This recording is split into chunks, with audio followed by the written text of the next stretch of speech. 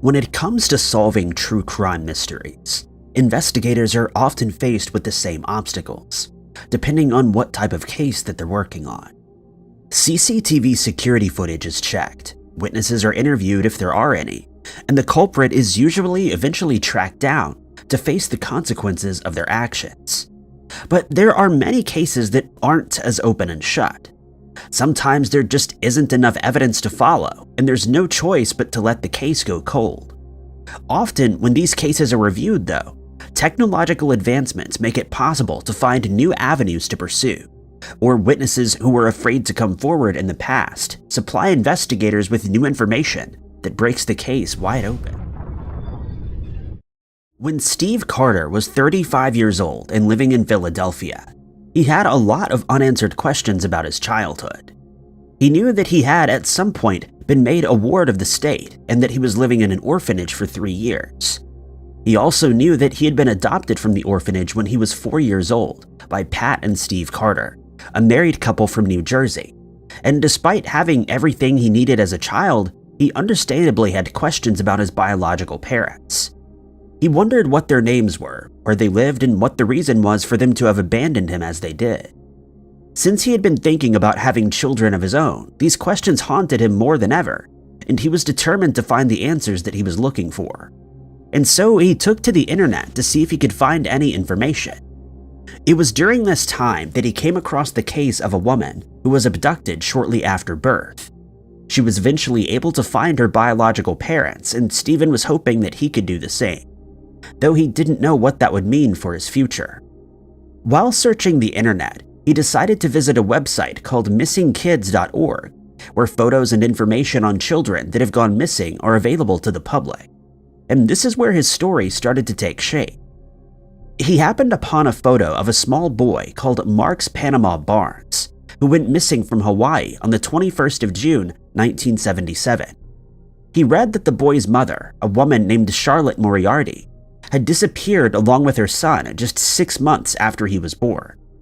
Mark Barnes, the boy's father, told investigators that he and Charlotte had been living together for about 2 years before her mysterious disappearance. Mark had moved into a studio apartment in Hawaii after returning from his military duty in Vietnam. He then met Charlotte merely by chance. He says that he was in his apartment one day when someone knocked on his door. When he opened the door, he met Charlotte for the first time. She told him that she was looking for directions to a motel, but they ended up spending most of the day together, and by the following day, they decided that Charlotte should move in with him. For the next 2 years, all went well, and eventually Charlotte fell pregnant with their first child. Soon after Marks was born, though, Marks started seeing strange behavior out of Charlotte, and he began to fear that she may have psychological issues. For the first 3 weeks after Marks's birth, Charlotte tied a blindfold over her eyes and refused to remove it. Thus, it was up to the boy's father to look after him. But shortly after, the mother and son were nowhere to be found. Mark told investigators that on the day of her disappearance, Charlotte told him that she was going for a walk, and she left their apartment while pushing Marks in his stroller, but they never returned. Mark knew something was wrong, and he spent the next few years searching the island for Charlotte and their son. But the only thing that he ever found was Marks' stroller, which had been left at a bus stop. Mark hoped that Charlotte would return on her own, and this wasn't new behavior on her part, since she had disappeared in the past but always came home a few days later.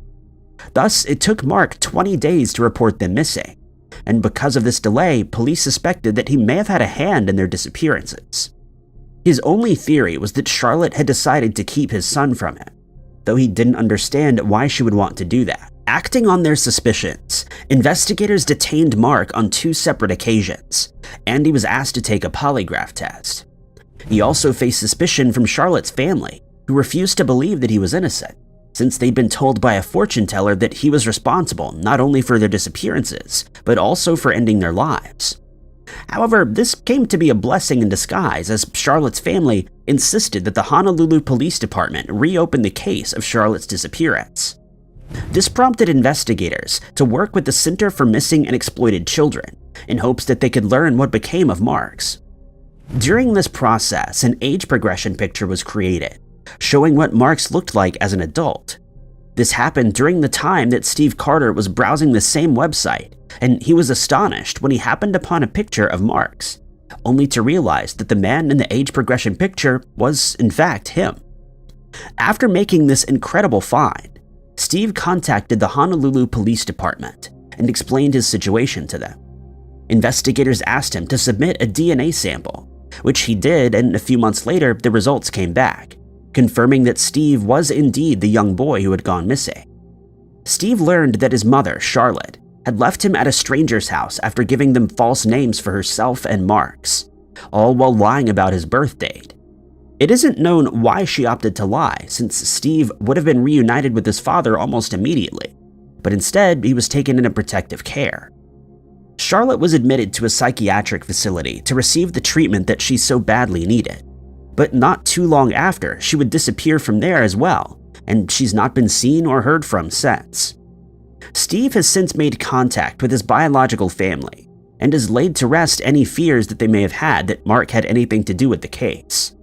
Mark has also since received an apology from the Honolulu Police Department for their mistaken presumption that he was somehow responsible for their disappearances. After the case was solved, Steve moved to Philadelphia, where he lived with his wife while working for a medical software company. Despite spending most of his life wondering why he had been abducted, he was relieved to have finally learned the truth and to be given the opportunity to move forward with his life. Fame and fortune can have a strange effect on some people who aren't ready for it, and in many of these cases it ends tragically. Many of these people end up with problems, including illegal substances, alcohol, and in some rare cases, psychological problems arising from their sudden stardom. And one such person was Sheila McDonald, a 24-year-old woman who had a talent for creating folk music during the 1970s. Sheila had already released 2 albums and had started gaining recognition in the music industry as she was preparing to release her 3rd. But with this recognition came a lot of socializing and partying, which led to Sheila's disappearance. After one particularly ruckus party, during which many attendees consumed illegal substances, Sheila simply vanished, and work on her 3rd album never progressed any further. For the next 30 years, no one had any idea what had happened to Sheila, and theories started to pop up that she may have passed away, or that she may have become a recluse that hid away from the public eye. Others theorized that she'd become a children's book author, and that she was writing under a pseudonym. Some people even went as far as looking for Sheila, but they had no success and she remained missing. But in 2005, as folk music was enjoying a resurgence in popularity, it was announced that Sheila's music would be re-released in a collection that included all the songs from her first 2 albums.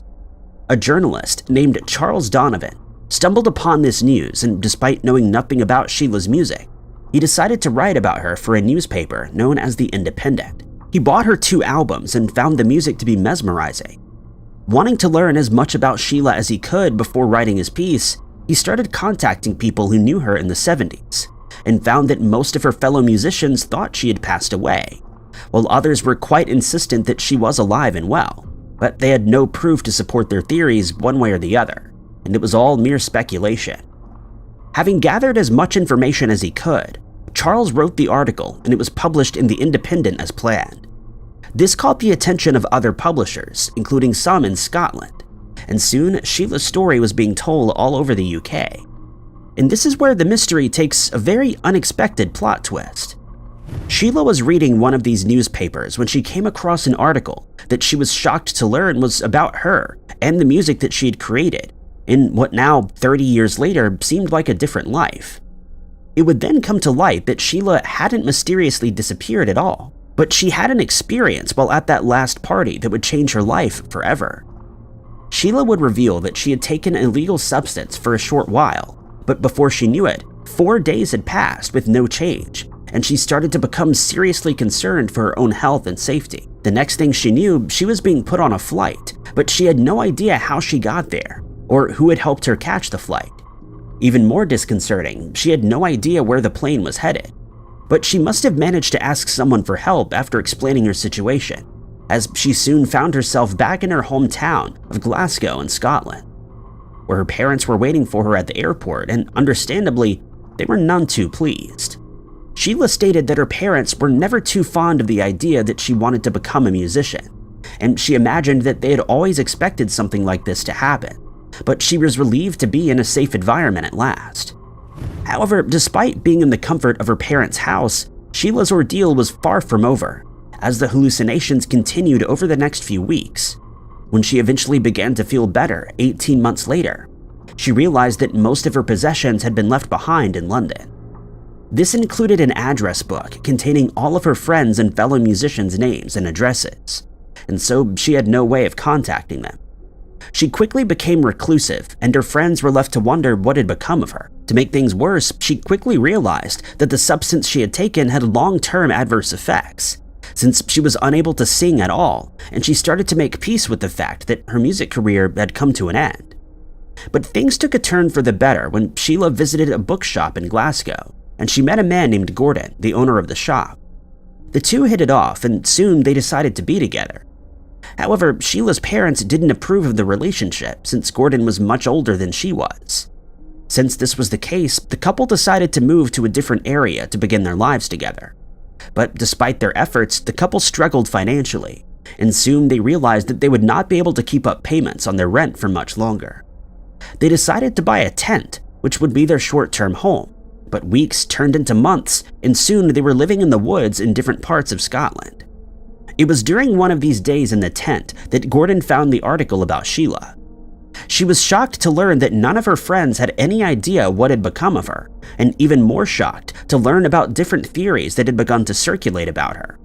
She couldn't believe that there were people still listening to her music decades later, and that she had become somewhat of a legend in the folk music scene. It was also in this article that she found out that her parents had both passed away. But Sheila was now able to make contact with her old friends again, and before long, she and Gordon managed to gather enough money to move into an apartment of their own. Sadly though, Gordon became ill soon after, and he would eventually pass away. But before he did, he told Sheila that she should begin making music again, and in 2013, she finally released her third album, which she titled Parnassus Revisited, after she had painstakingly regained her singing voice. Sheila, now age 75, is still performing her songs for live audiences, and she has her own website where fans can keep up to date with her performance schedule and other news about the singer. Sheila says that her perspective on the case is that she never really disappeared, but just lived a different life for a while.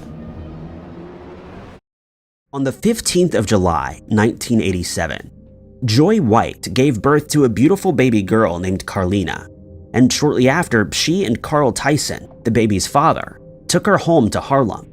But unfortunately, their joy would be short-lived. Just 19 days after her birth, Carina contracted a fever, and they took her back to the hospital where she was born. Here, doctors found that she was suffering from an infection that was brought about by fluid that she had digested during her birth. But it wasn't thought to be serious, and she was placed on an IV drip containing the necessary antibiotics. While Carina was being treated, Carl and Joy decided that Joy would be the one to remain at the hospital. But since they had left for the hospital in a rush, Joy needed to get a few things from her apartment. Tyson drove Joy to her place and then returned to his own apartment to get some sleep.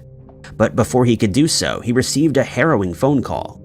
The call came from Joy's apartment, but it was a police officer on the other end of the line. He informed Tyson that Carina was no longer in the hospital, and it would later come to light that someone had come into her room between 2:30 and 3:40 a.m., removed her IV, and kidnapped her. When questioned, Carina's father told investigators that he and his wife were met by a nurse when they arrived at the hospital. When they asked around the hospital for a phone from where they could contact Joy's parents to inform them of her condition, they ran into the same nurse again, but that was the last time they saw her. When the nurses at the hospital were questioned, they said that they checked on Carina every 5 minutes, and at 3:40, they discovered that she was missing. Investigators decided to check the hospital's CCTV systems, but they found that they were out of order and there was no footage to review. As inquiries into Carina's mysterious disappearance continued, it would come to light that she may have been abducted by a woman who had been seen around the hospital over the previous few months. She had disguised herself as a nurse, and even staff at the hospital were none the wiser, believing that she was, in fact, the nurse who had met the couple as they arrived at the hospital. Joy would tell investigators that she had a strange conversation with the woman at one point, recalling that she said, quote, The baby don't cry for you, you cry for the baby. When the security guard who was on duty that night was questioned, he told investigators that he saw the woman leaving the building at 3:30 that morning. He added that she wasn't carrying a child though, and he suspected she may have been hiding her under a piece of clothing. Despite investigators' best efforts, they were unable to track the woman down, and Carina remained missing for the next 23 years. All of this was, of course, unknown to Carina, who was led to believe that her mother was a woman named Ann Petway, who had raised her in Bridgeport, Connecticut. She always had misgivings about Ann since they didn't look anything alike, and she soon became even more suspicious after she fell pregnant. Knowing that pregnancy could be very costly, Carina, who was at this stage still known as Nedra Nance, decided to apply for medical assistance from the government. But for this to be done, she would need to produce her birth certificate. She asked Ann for the document, but stated that she didn't know where it was and that she would look for it. But days later, she still hadn't produced it, and her daughter repeatedly reminded her that she needed it. And so, after a few more days of persistence, Ann finally found it and handed it to Carina, who then managed to apply for the medical assistance that she needed. But this is where Ann's story started to unravel. Carina was informed that the birth certificate wasn't authentic, and she confronted Ann about it. She had no choice but to come clean, and Carina finally realized why she always doubted that this woman was her mother. But Ann claimed that she had been abandoned by her biological parents as soon as she was born, claiming that they didn't want a child. By now, Carina was 23 years old, and she decided to find out as much as possible about her biological parents. But Ann wasn't much help, as she claimed to have little memory of the couple, and so she decided to turn to the only other alternative that she had available, the internet. She looked at photos of other babies that had been abducted and searched for unsolved cases that might ring a bell, but to no avail. Then, in 2010, she found the National Center for Missing and Exploited Children website, and she stumbled upon a photo of a kidnapped child that closely resembled her own daughter. Not only was there a resemblance, but the child had been abducted in 1987, the same year that Carina was born, and she had the same birthmark that was described on the website. Together, Carina and Ann's sister, Cassandra, contacted the website and informed them that they believed she was the baby that was taken from the hospital. The New York Police Department reached out to Joy and Carl, and they obtained DNA samples that would be analyzed. Knowing that this could take some time, Carina, Joy, and Carl decided to meet in person, and they became more sure than ever that Carina was in fact their child. This was confirmed when the DNA results showed that this was indeed the case. Ann, after being sought by the FBI for some time, would later confess that she was the woman who disguised herself as a nurse, and that she took Carina while she was being treated. She would tell the court that she had decided to take the child since she couldn't have one of her own, and had grown ever more desperate to be a mother. She made it clear that she never meant to cause anyone any harm, but stated that she was also suffering from mental issues and depression at the time. But she made no excuses as she apologized for her actions. She would ultimately be found guilty and sentenced to serve 12 years in prison on a charge of kidnapping. Carina says that she has regular contact with Joy and Carl, but that it's mostly done by telephone since she struggles to come to terms with the feelings that she has for the family that raised her as her own. She also decided to change her name back to Carlina, but she would keep her nickname Nettie, since this is a name that she gave herself and it has no ties to either her biological parents or the woman who claimed to be her mother all those years ago. In 2016, the Olympic Games were being held in Rio de Janeiro, and some of the best athletes in the world were competing for medals in their respective disciplines. To ensure that these athletes were able to relax in a safe environment during the Games, they stayed in the Olympic Village along with their trainers and officials who were involved with the event. But the village wasn't just a set of accommodations. It also provided athletes with restaurants, cafes, a transport area, and exercise facilities so that they could keep in shape when they were not competing. But the village wasn't without its problems. Just 2 weeks before the athletes were set to arrive, there were reports that some of the apartments, which contained 4 separate bedrooms, were unsafe due to electrical problems and plumbing issues. The Australian team was one of the worst affected, as their accommodation was said to have been unlivable, and they would go on to boycott the village out of frustration. But organizers did their best to fix the issues, and more than 500 employees were given the task of bringing the village back up to shape.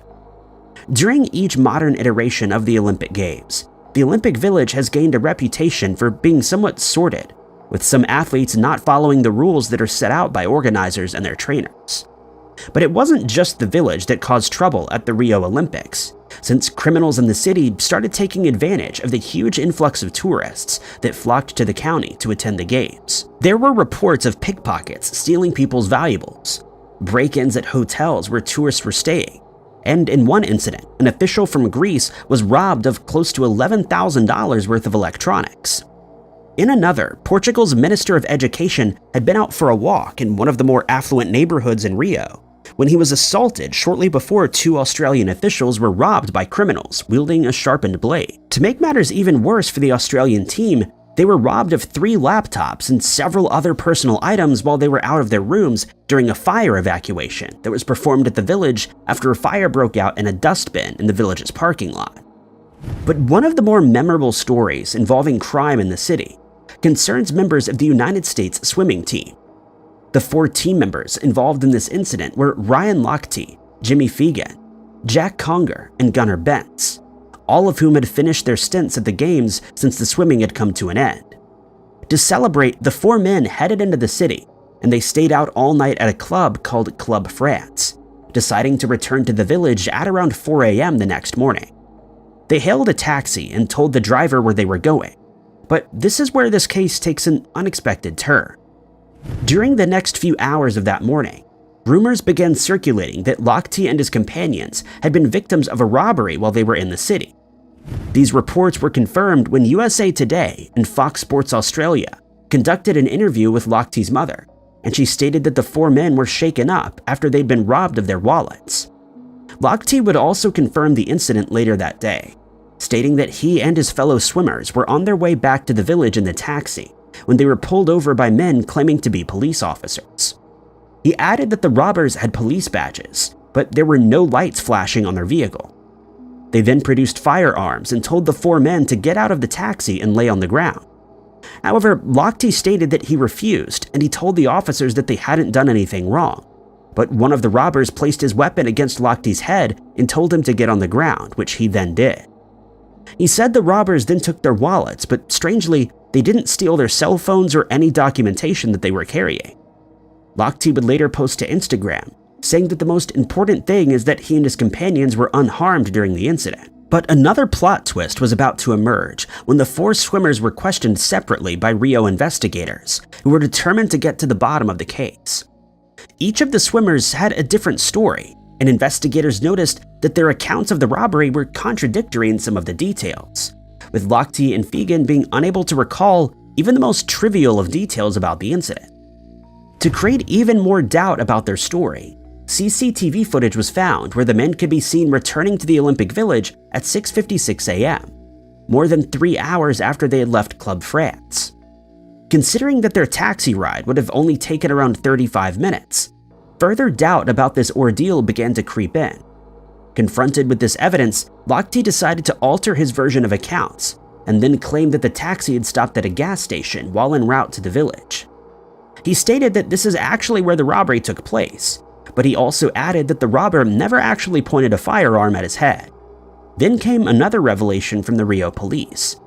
They were unable to find the taxi or the driver that had supposedly driven the swimmers back to the village, and there were no witnesses to the crime, which should have been seen by anyone who happened to be at the gas station. Fearing that the swimmers would try to leave the country early, since their swimming competition had just been completed, a judge ordered that they should hand their passports over to authorities. But it was soon discovered that Lochte had already left and he was back in the USA. They were, however, able to detain Bentz and Conger, who were already on a plane headed back home, but they were removed from the aircraft so that they could be questioned further. This is when the truth would finally be revealed. Staff at the gas station confirmed that the 4 men were present that night, but told investigators that no robbery had taken place, and that there was an entirely different set of events that took place. After they arrived at the gas station, one of the men used the bathroom facilities, during which he broke one of the doors down. When members of staff noticed the damage, they confronted the athletes and demanded that they pay for the damage, but the men refused and an argument broke out. The police were called, but the swimmers decided that it would be in their best interest to just pay for the damage, and they left the gas station before authorities arrived. They were, however, able to get a statement from a security guard who was on duty at the time. And so it came to light that the entire robbery was a complete fabrication created by 4 swimmers who didn't want to get in trouble for breaking a toilet door. The United States Olympic Committee released an apology and stated that the 4 athletes displayed unacceptable behavior, which could easily have damaged the city's reputation. In the wake of the incident, Lochte was suspended from swimming competitively for 10 months, while the other 3 were suspended for 4 months. Lochte was also ordered to serve 20 hours of community service, while Bentz was told to serve 10 hours. Lochte would later issue an apology for fabricating the story and bringing the US Olympic team into disrepute.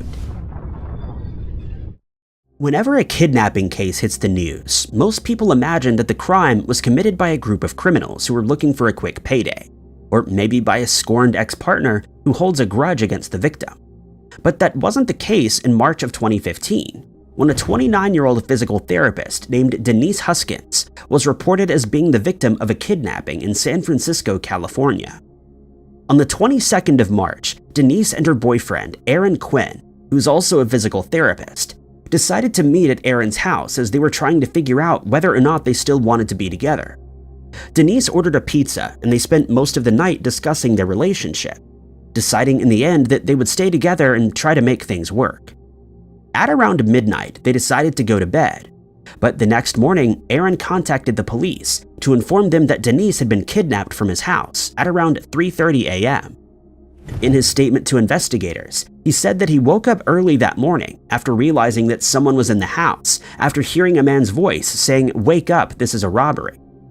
He added that he was unable to do anything as he instantly froze in fear, and he could do nothing but watch as the robber laid a number of zip ties on the bed. They were unable to identify the man since he was wearing a mask over his face, and they began to worry what his intentions were. The man then ordered Denise to tie Aaron's feet together using the zip ties, and to tie his hands behind his back, after which he told her to get up and walk towards a closet. Once inside, she too was tied up, and Aaron was also placed inside. Next, the man placed swimming goggles over their eyes, and they were unable to see anything else since the goggles were then covered up with duct tape. Headphones were then placed over their ears, and the robber played an audio recording that included the voices of other people in a bid to try to trick his victims into thinking that he had accomplices with him in the house.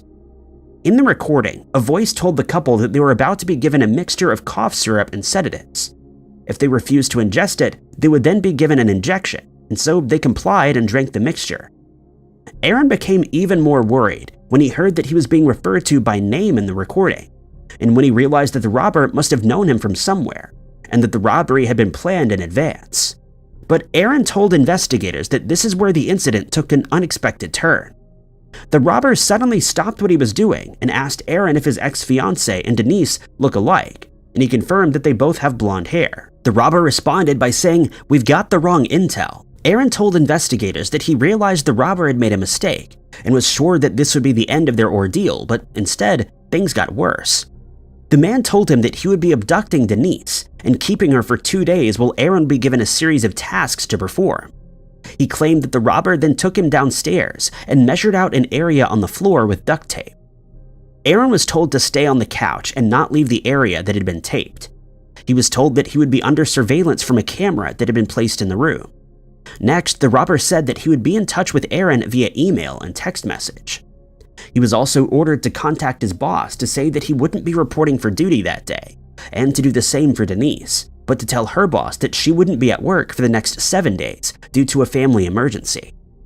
The last thing that he was told was that if he contacted the police, Denise's life would be ended. The man then picked Denise up and carried her out of the house before driving away. As soon as the man left, Aaron claimed that he managed to remove the goggles, but he said he was unable to do anything else as the sedatives that he had ingested were affecting him, and he fell asleep at about 5 a.m. When he woke up, he found that the kidnapper had indeed messaged him and demanded a ransom of $8,500.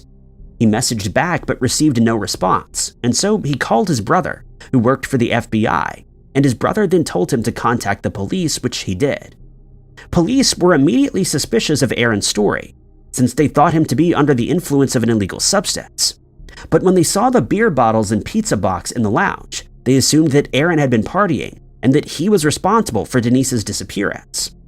To make matters worse, Aaron took a polygraph test and failed, and investigators were now certain that he was responsible. But 2 days later, Denise suddenly appeared in Huntington Beach, 400 miles away from Aaron's house. But even with Denise's confirmation of the events, investigators still believed that the couple had orchestrated an elaborate hoax, and they told the media that the entire thing had just been an orchestrated event. For the next few weeks, Denise and Aaron tried to convince the police of their innocence, but to no avail. That is, until the 5th of June, when a robbery took place in Dublin, California, that closely resembled the incident at Aaron's house. In this case, the robber was forced to flee, but in the process of doing so, he dropped his phone. When the phone was traced, it was linked to a man named Matthew Muller. Muller's mother told the police that he was staying at a cabin in South Lake Tahoe, and there they found stolen electronics, ski masks, and swimming goggles containing strands of blonde hair. As it would turn out, the hair belonged to Denise, and investigators had gotten it wrong by accusing the people of lying. Muller was arrested and found guilty, after which he was ordered to serve 40 years behind bars for federal kidnapping. This urban legend originated in Scotland. It tells the tale of a nymph of sorts which resides within a birch forest. The creature is known as Gilly Doo. The accounts of the Gilly Doo tend to differ throughout the years. In some stories, he's depicted as a guardian of the forest and a protector of people. In other tales, he's said to be aggressive to anyone wandering the forest at night, which may indicate that this is a cautionary legend. In a different report, the Gilly Doo is said to be friendly towards children, but the complete opposite when it comes to adults. The Gilly Doo is described as a human that prefers solitude with dark hair and is clothed in leaves and moss. Unlike similar entities, this creature is said to be more of a helpful kind rather than mischievous. The legend states that he prefers birch tree forests and does not eat meat. He lives on berries and nuts, which are harvested from within the forest. In the accounts, the creature is said to be most active during the night. The spirit is known to take up residence near Gairloch, and is quite similar to the tale of the Green Man, which comes from England and Wales. The creature is sometimes referred to as a Gilly Doo, which is a Scottish Gaelic term translating to dark-haired lad. Gilly means youth, boy or lad, with Doo meaning dark hair or dark. The name Gilly Doo is what gave the ghillie suit its name. A ghillie suit is often used by snipers or hunters as a form of camouflage. Gilly Doo has also been used as a code name, such as with Charles II. The code name had later been used to refer to his younger brother James after the rebellion. According to some of the stories, the Gilly Doo is an aggressive spirit that specifically does not like humans. It's cautioned that if one were to find themselves in the forest during the night, the mossy being would wrap his arms around them and imprison them for eternity. Another account explains that the beast would capture the person and turn them into soil in order to aid the forest's growth. However, in friendlier versions, the Gilly Doo is described as more of a tooth fairy entity, which takes care of children and goes unnoticed. According to Catherine Briggs, a woman who studies these types of legends, the Gilly Doo is a gentle spirit with a kind-hearted nature. She describes him as a nature fairy. Another account was given by a Scottish landowner who's also a horticulturalist named Osgood Mackenzie. In his 1921 memoirs, Osgood referred to the creature as a timid fairy who could often be wild. The entity was reportedly seen during the 18th century in the woods of Loch Druig. The woods have been situated along a hilly area. A lighthouse called Rua Reed was later built approximately 2 miles from the forest. During one of the summers, a local youth had become lost in the forest. The legend stated that the Gilly Doo found her and took care of her until the following morning, when he then guided her back home unharmed. Although many more sightings of the fairy have been seen after this incident, this girl was the only one who had ever conversed with the entity. The accounts reported that the man was of a small build and was covered in leaves and moss. He was described as having a soft spot for children and was similarly noted in the Hydersprite of English lore. It was theorized that the entity was based on an actual man who resided in the woods and took up the attributes of the nature fairy legends. Not long after the incident with the youth, the townsfolk had been invited on a hunt to find and shoot down the Gilly Doo. A team of 5 men had been sent out for a thorough search, but they could not find the Gilly Doo anywhere. Patricia Monaghan, who was a writer of Celtic lore, had stated that the Gilly Doo was never seen again after that night. Even though the creature returned the girl unharmed and posed no apparent threat to anyone, he was still seen as a threat by townsmen. There are different variations of this story in particular. One such version stated that the girl had sat beneath a tree and cried after having gotten lost when suddenly a voice spoke to her, asking why she was crying. In this account, the entity is described as an elf-like creature. It was also stated that he had many small, sharp teeth. The creature told the girl that he knew of each of the pathways leading from the forest and named them all: Rabbit's Path, Fox's Path, the Path of the Deer, and the Path of Men. The Gilly Doo referred to himself as a servant of the forest. In another telling, it was also insisted that the creature had been known to use his branches to wrap around the intruders and pull them underground. Susan Schoon Eberly, an expert on congenital disorders, suggested that the Gilly Doo was actually a person with some sort of medical condition. Other professionals, such as Carol Silver, a professor of English, had speculated that the man was perhaps subject to dwarfism. Eberly even accounted for more creatures who she believes had been victims of other medical problems. In more stories, it's said that the Gilly Doo was a fairy who had been banished by the fairy queen. In the traditional stories, there exists a court where all the fairy folk, beasts, and other mysterious creatures could gather. It was said that the Gilly Doo had been cast out of this court and abandoned in the forest. He then set out to find a new home, which had been near the countryside settlers, where he preferred to live alone and would be left undisturbed. In this tale, he's said to be devoted to protecting human children, yet the account that he's aggressive towards adults or anyone who sets foot in his territory remains. In many of the artistic renderings, the Gilly Doo is cloaked in a long length of moss, which also forms a hood over his head. In most of these drawings, he's depicted with a staff made from a branch. There have been many artistically drawn depictions of the Gilly Doo over the years. Most of them are similar in description. Since the entity had disappeared in the 18th century, it would not be possible to capture a picture of it. Although the legend still persists today, the Gilly Doo remains hidden in the forest, where he may only reveal himself to the lost children who find themselves within the forest, possibly with hopes that they don't tell anyone of his existence, otherwise he'll be chased off once again. This fisherman's foe found itself to be of Aztec and Mayan origin. The creature belonging to this urban legend is known as the Ahuizotl. It's speculated that the name translates to thorny one of the water. However, other translations have named the creature as water possum or water dog. This legend tells of the tale of a strange creature which inhabits the rivers and lakes and other bodies of water around the Aztec Empire capital. It's also said that the beast is known to mostly live around the Great Lake Texaco, as well as the towns nearby. In this legend, the oddity is said to target fishermen as its main victim. The story explains that if fishermen or any other person were to wander too close to the edge of the water or venture too far into the Ahuizotl's territory, the creature would attack. The existence of the creature remains controversial. If it was in fact a real creature, then it's possible that its relatives still reside in the waters of that area. It's said that the cryptid falls into the species of dog. The dog is said to have small ears and streaks running along its head.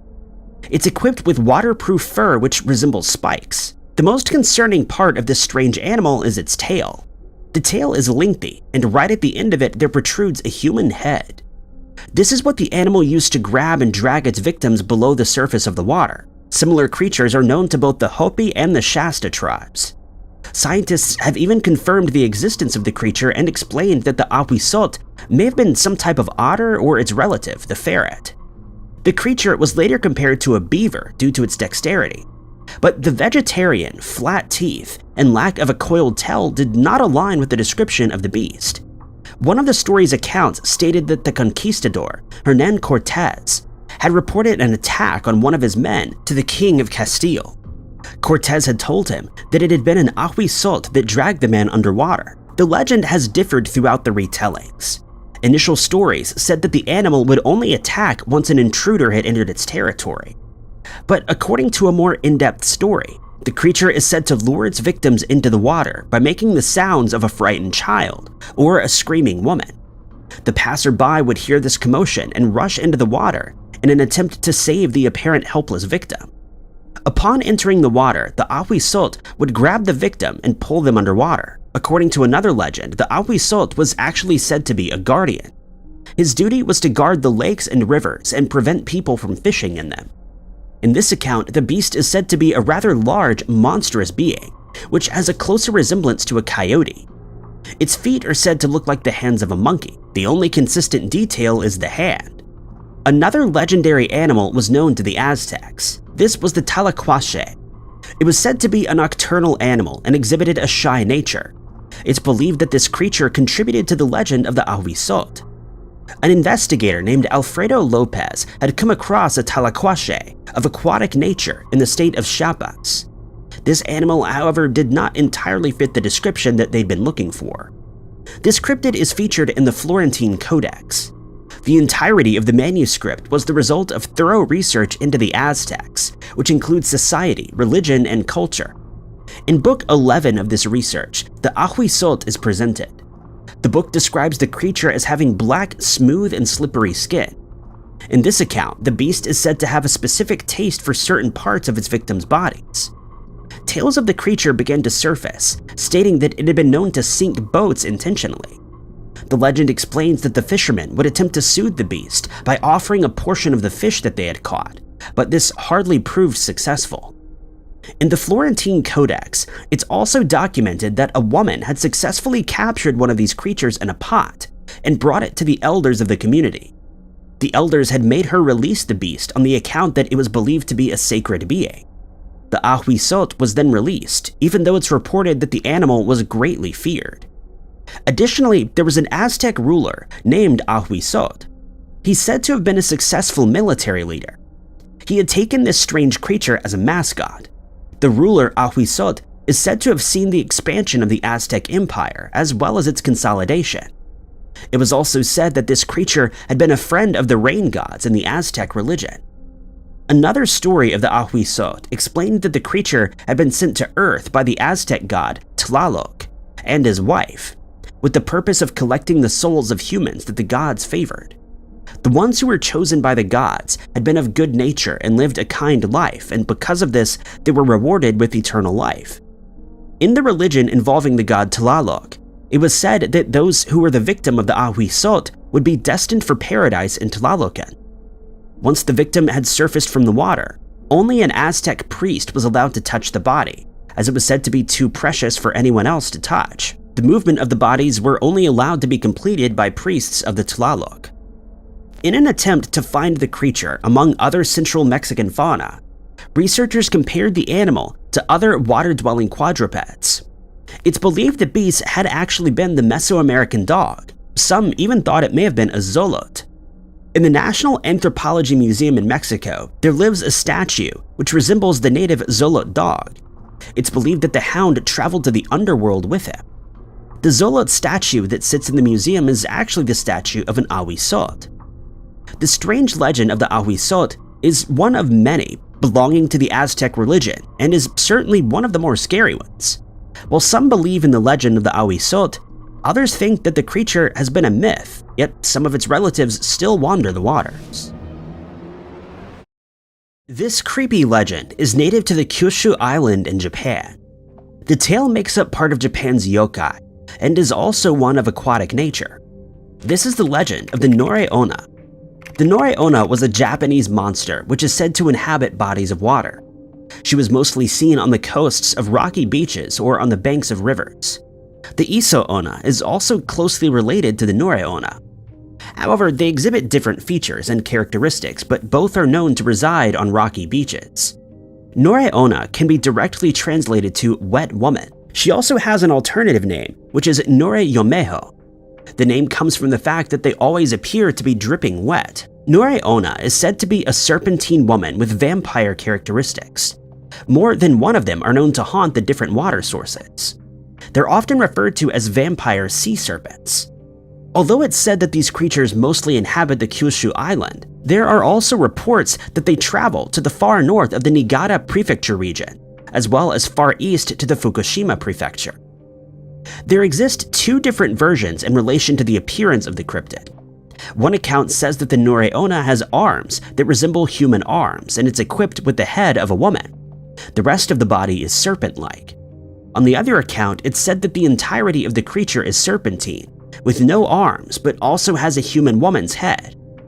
In some images of the strange entity, drawn by different people, the Norona is depicted as having reptilian arms with the addition of claws.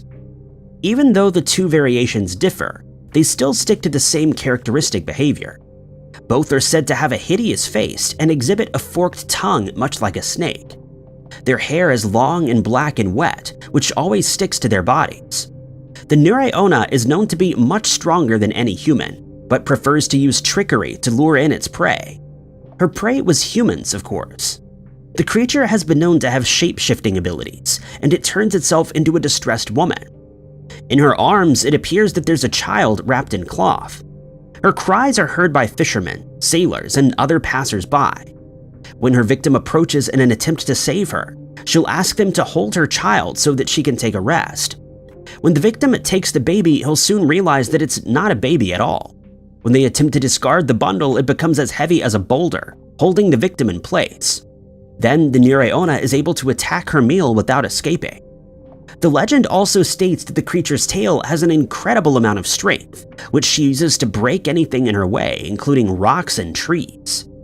According to the legend, it's said that if one is asked to hold a baby, they should wear gloves, and if they need to flee, they should throw everything, including the gloves, which is the only way to attempt to escape.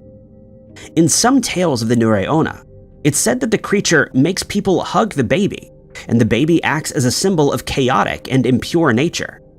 This cryptid is also known to cooperate with another creature known as the Ushi-Oni. It's said that they both inhabit the same environment and feed on the same meals. The Ushi-Oni is a large bull monster that exhibits crab-like features. The previously mentioned Iso-Ona is said to not exhibit serpentine traits, unlike the Norona, although both creatures are known to hunt fishermen and other passers-by. It's also documented that the Iso-Ona appears to be much more beautiful than the Norona. The Iso-Ona also displays a different behavior. She's said to let out piercing shrieks which stun her victims, allowing her to throw out her long hair and drag her prey into the water.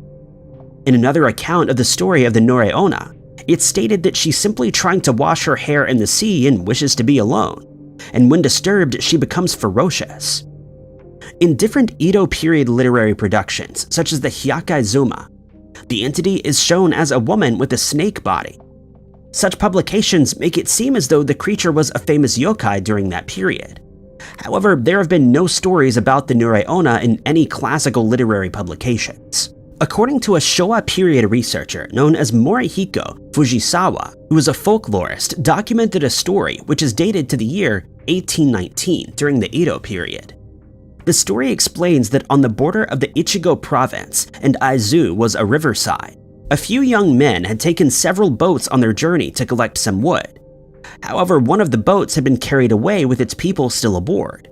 They had then come across a woman washing her hair, but soon they began to scream and paddle as fast as they could. Luckily, they were able to get back to the other boats. When the people told the others what they had seen, they were met with disbelief. And so the ignorant man decided to head towards the direction where the woman had been, despite the others trying to stop him.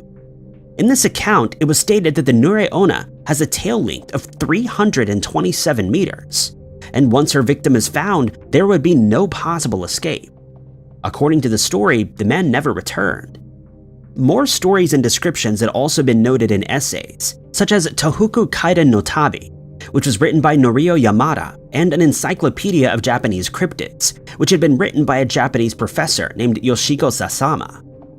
However, none of these reports had listed their sources for information. There have also been many artistic renderings of the horrible creature which show the serpent tail of great length, and sometimes show her carrying the baby bundle in her arms. Her very wet hair and split tongue are also present in most of these drawings.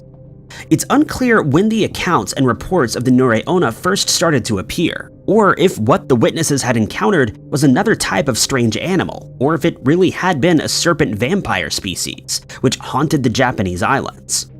One thing remains apparent. People should take caution before rushing to the aid of a woman on the riverside, asking you to hold her child. This urban legend is home to Mexico. This creature forms another part of the Aztecs' urban legend stories. The story tells us of elusive beings that are said to be inhabitants of forests. They're known as the Sheneks. The name is said to have been derived from the Nahuatl language, which translates to inhabitants of dangerous places. They've been known to be called little people because they've also been referred to as goblins and gnomes or sprites. The Sheneks are sometimes referred to as Mexico's elusive elves, which is based on their behavioral characteristics and elf-like appearance. The Sheneks are entities that are said to be associated with the underworld, and their purpose is to take care of the forests and jungles which they inhabit, and look after the wild animals, the trees, and springs within. In some accounts, it's said that the Sheneks are known to inhabit caves, rivers, mountains, hills, lakes, lagoons, and ruins. The creatures are said to be of small stature, standing at knee height. It's believed by some that they're dwarves with children's faces. They have large heads, disproportionate to their bodies, and earthly skin resembling the forest's surroundings. They're known to have bright and lively eyes with sharp teeth and pointy ears. However, their appearance differs in other accounts. Some areas of Mexico portray the entity as an elf-like being, whereas others describe them as gnomes. Certain areas have specific names for them. In the Yucatan Peninsula, they're referred to as Aluxes. Although the appearance may differ according to region, the general behavior and characteristics remain consistent throughout the different accounts. The Sheneks are known as tricksters, who exhibit childlike behavior.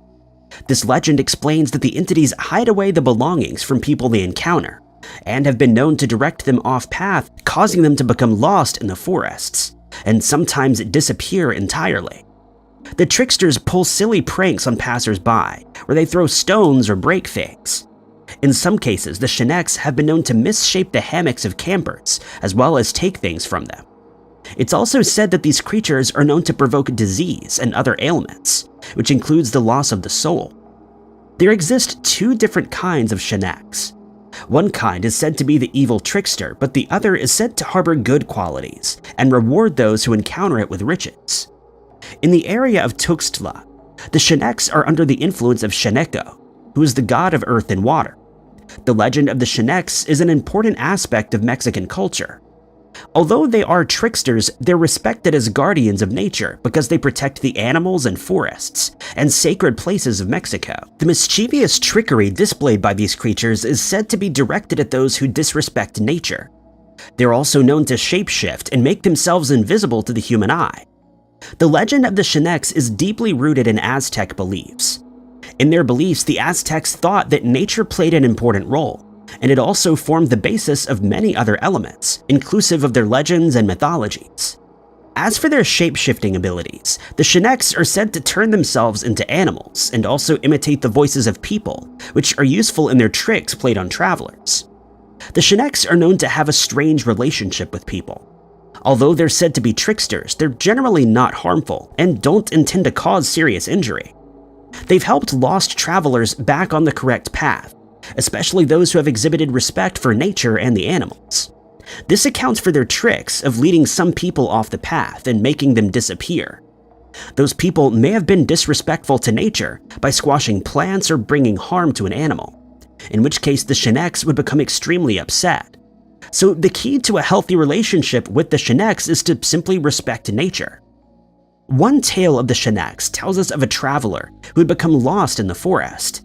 He heard a voice that he thought sounded familiar. The voice was calling his name and led him further off his path. The man began to panic when he realized what had happened, but he recalled the advice of one of the elders. The man placed a piece of fruit on the ground and apologized for having been an intruder in the forest, and was able to find his way back onto his initial path. This account allows us to understand the trickery which the Sheneks use as well as their helpfulness. In another story, we hear of a reckless lumberjack who'd been cutting down many trees in the forest. This upset the local Sheneks, and they decided to scare him using the mimicry of the sound of wildlife, and even made the illusions of dangerous animals.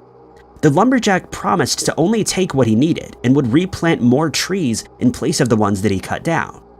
The Sheneks were happy with this promise and left the lumberjack alone, thus serving as a lesson to respect nature. An interview was carried out with the witness to these elusive beings. He insisted that when he was younger, he'd been out playing with his friends when he became separated, and that's when he saw something small hiding behind a tree near the riverbank. He recounted that the creature had been humming something and calling to him to go closer, but he'd become frightened and fled. He furthered this by saying he never went to the forest by himself without his mother or friends ever again.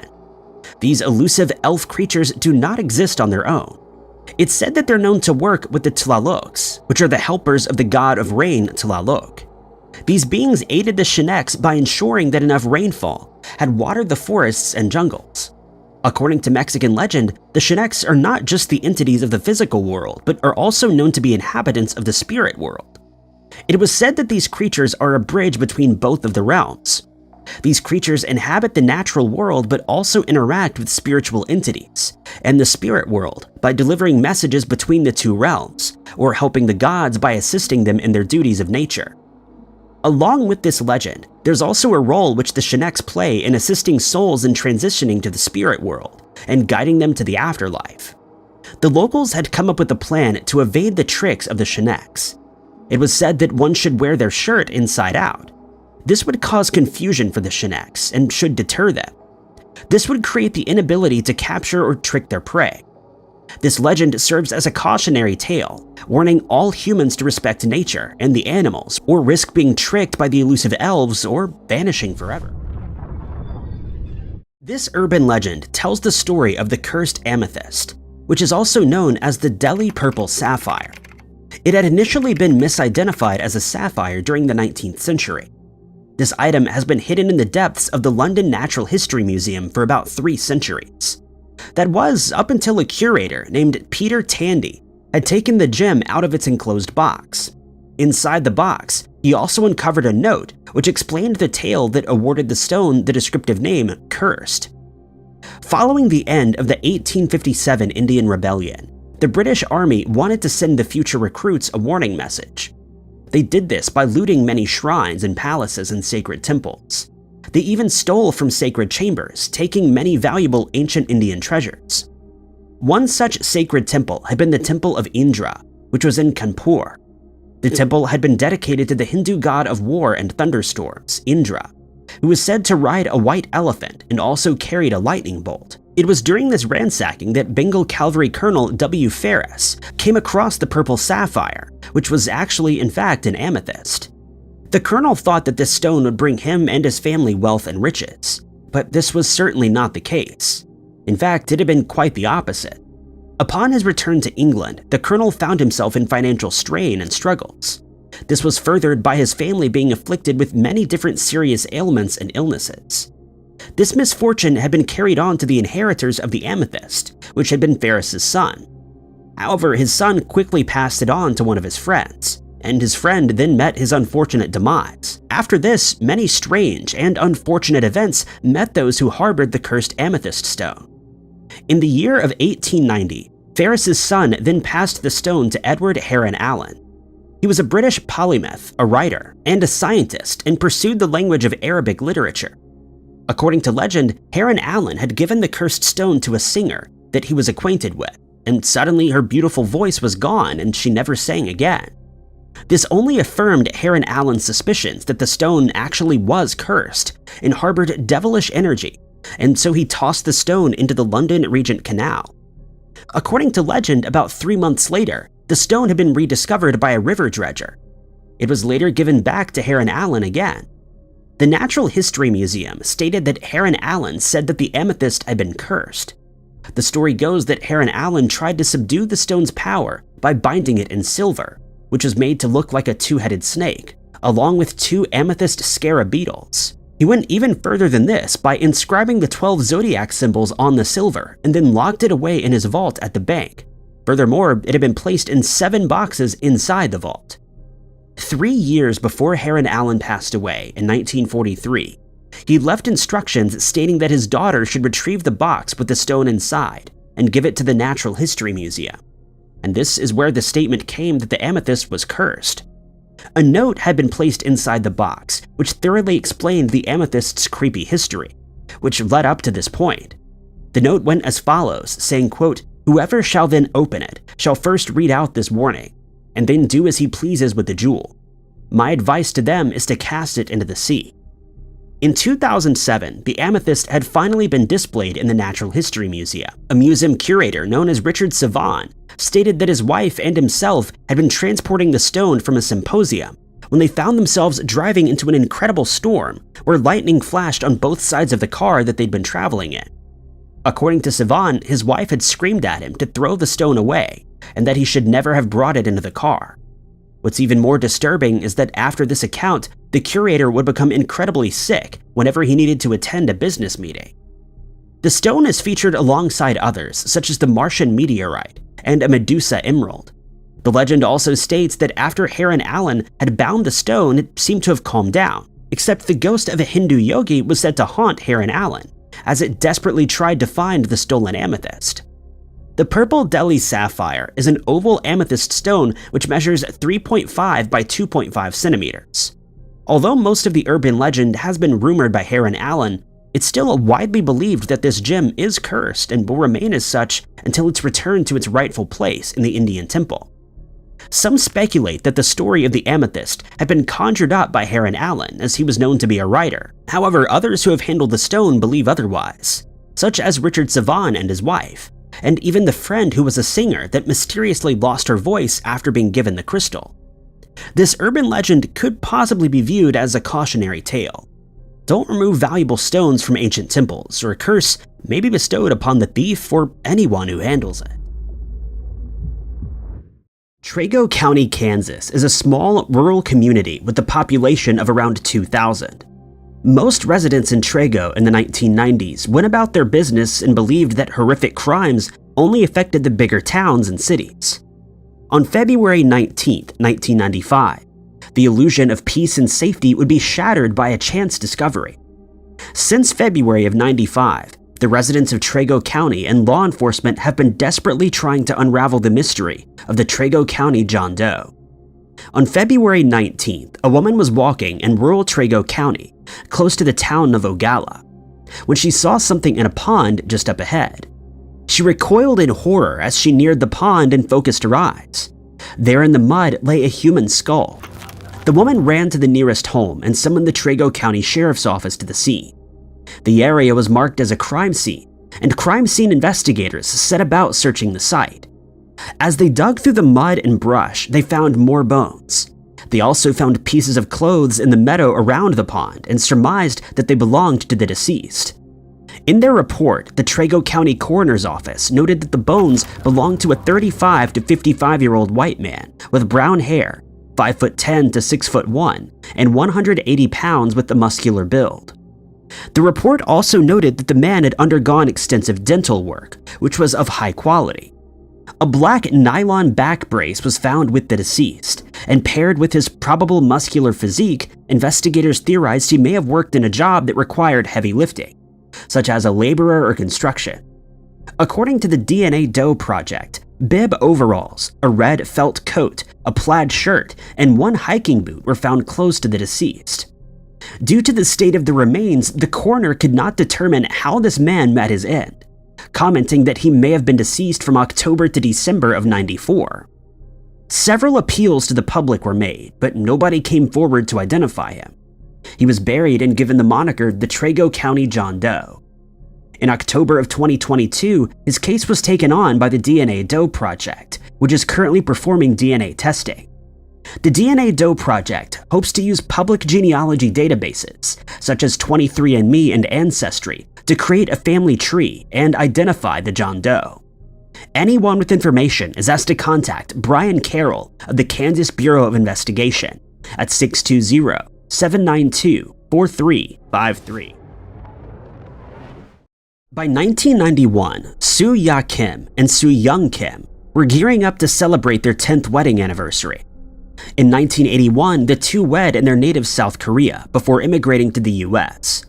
The move was a massive leap for the couple, but they quickly settled into their new lives in New York. The pair were determined to chase the American dream and began working day and night to save enough money to purchase their own store. By 1991, they had opened a store in Long Island and Bushwick, Brooklyn. The Kims' business was flourishing, as was their family. Soo-ya and Soo-young lived in an apartment in Queens with their two young sons, and everything seemed perfect. Their hard work had finally paid off, and the pair were ready to take things at a steadier pace. June 29, 1991, was an ordinary day for the Kims. Soo-ya took her children to their grandparents while running errands. That evening, Soo-young returned from a hard day at work to find the apartment empty. Soo-young immediately set about looking for his wife and was horrified to hear that nobody had seen her that evening. The following day, Soo-young received a devastating call. The New York Police Department asked him to visit the morgue as a woman matching Soo-ya's description had been found. Soo-young peeled back the white sheet and sobbed. It was Soo-ya. She'd been found in a dumpster nude with at least 9 injuries on her body. Soo-ya was known as a kind and friendly woman, so who would want to harm her? Bizarrely, just hours after Soo-ya was positively identified, Joe Jones, a security guard, reported to an NYPD station. Jones told officers that in the early morning hours of June 30th, he witnessed a white man with blonde hair throwing something into the bin. Jones told the strange man that he couldn't put his trash there, but the man offered him $20 to stay quiet. All was well until Jones saw red droplets on the man's vest and on the ground. The man immediately made off in his blue Nissan and has never been seen or heard from again. Jones investigated the scene, and that's when he discovered the nude body of Soo-ya. Police were able to trace the license plate that Jones had quickly jotted down, but it led straight to a dead end. Soo-ya's car was found the night she disappeared in a parking garage. Unfortunately, there have been very few leads in her case. Joe Jones, the security guard, was cleared as a suspect and has assisted the New York Police Department in the case several times. In the wake of Soo-ya's passing, Soo-young and his 2 sons left the US and moved back to South Korea, as the memories of the incident and his wife were too painful to bear. The man spotted by Joe Jones was described as white with blonde hair, blue eyes, 5'6", and 130 to 140 pounds in his 20s. He reportedly wore a white and blue striped tank top and blue jogging shorts. Anyone with information is asked to contact the New York Police Department 105th Precinct at 718-776-9090. On October 20th, 1967, hunters making their way through the woods of Hudsonville, Michigan made a disturbing discovery. Hidden in the woods lay the remains of a black female. She was partially nude and laid out on the ground. The hikers were immediately summoned for help, and within minutes, the Ottawa County Sheriff's Office arrived at the scene. Her body was transported to the coroner's office for autopsy. In their report, the coroner noted the body belonged to a black female, aged 20 to 40, with black hair, brown eyes, 5'8" and 110 pounds.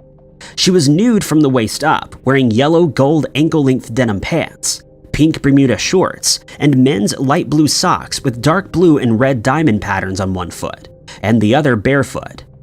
The coroner also noted that the woman had 3 distinctive scars on the right side of her neck, measuring 2 centimeters long, a 10-centimeter scar on her left chest, and various scars on her upper right chest, sternum, lower right chest, right hip, right thigh, and left thigh. The most noticeable scar ran along her jaw on the right-hand side, and it was described as hyperpigmented. The woman's teeth were also in good condition, and she had an extra tooth behind her upper right incisor. The woman, now known as Jenny Doe, is believed to have been dumped anywhere from 3 to 7 days before being discovered. She had been asphyxiated and had also suffered trauma to the head. 3 days before she was found, between 9 p.m. and 9:30 p.m., residents noticed a white Rambler car driving along the trail close to where Jenny was found. The Ottawa County Sheriff's Department has never been able to link the car to Jenny's case conclusively. In mid-2022, the Ottawa County Sheriff's Office partnered with the DNA Doe Project, which exhumed Jenny to obtain further DNA samples. DNA was successfully extracted, and according to the Holland Sentinel, Several potential relatives of Jenny have been contacted. Unfortunately, none of those relatives know of anyone missing within their family, and progress has slowed. Anyone with information is asked to contact Allison Anderson of the Ottawa County Sheriff's Office at 616-738-4680, quoting case number 679403. 21-year-old Stephanie Stroe was making the most of her gap year from her studies at Reed College in Oregon. Stephanie had been a dedicated student, but before she graduated, she had one wish, and it was to travel the world. In 1986, she took leave from college and began traveling in Europe and Asia. By 1987, Stephanie was back in the US with her boyfriend Art Torrance, and the two continued to travel up and down the country. Stephanie would call her parents to tell them of her latest adventures and how she had hitchhiked from New York to Utah. On October 15, 1987, Stephanie called her parents but was put through to their answering machine. She had placed the call from the Four-Way Cafe and Truck Stop in Wells, Nevada, which sits close to Salt Lake City, Utah. In the message, Stephanie sounded happy, saying, "Hi Mom, I'm in Nevada. I'll be home late. Leave a key under the mat." The Stroes lived in San Francisco, California, and investigators believe Stephanie planned on hitching a ride. At this point in the trip, Stephanie was alone. She and Art had split up in Salt Lake City so he could return to Oregon. Shortly after placing the call, Stephanie was seen trying to get a room at a motel, but the motel was full. According to the Salt Lake Tribune, Stephanie had apparently found a ride home and was last seen walking towards a freeway ramp on 2100 South. She failed to return home the next day, and her parents reported her missing shortly after. Stephanie's parents commented it was unusual for her daughter to hitchhike and may have taken a ride with a trucker. Multiple appeals were broadcast across California, Nevada, and Utah, but nobody came forward. Many years later, in 2003, serial killer Tommy Lynn Sells claimed responsibility for Stephanie's disappearance. Although investigators have failed to uncover any solid evidence to link the two, Sells told investigators that in October of '87, he was working in the area when he found Stephanie hitchhiking. But Sells has never been charged with Stephanie's disappearance, which remains unsolved. Stephanie Kelly Stroe is described as a white female with brown hair, brown eyes, 5'5" and 125 to 130 pounds. Anyone with information is asked to contact the FBI's Las Vegas office at 702-385-1281, quoting case number LV20144. 32-year-old Julia K. Lowry Munguia was last seen at her home in the 5500 block of McKnight in Odessa, Texas, at around 1 a.m. on May 28, 1981. Her husband, Lupe Munguia, was the last person to see her alive, and according to him, she left her car at 1 a.m. to drive to Oklahoma City, Oklahoma, to visit a friend. Days later, Judy failed to return home and she was reported missing by her husband. Since 1981, Judy's disappearance has continued to baffle the Ector County Sheriff's Office.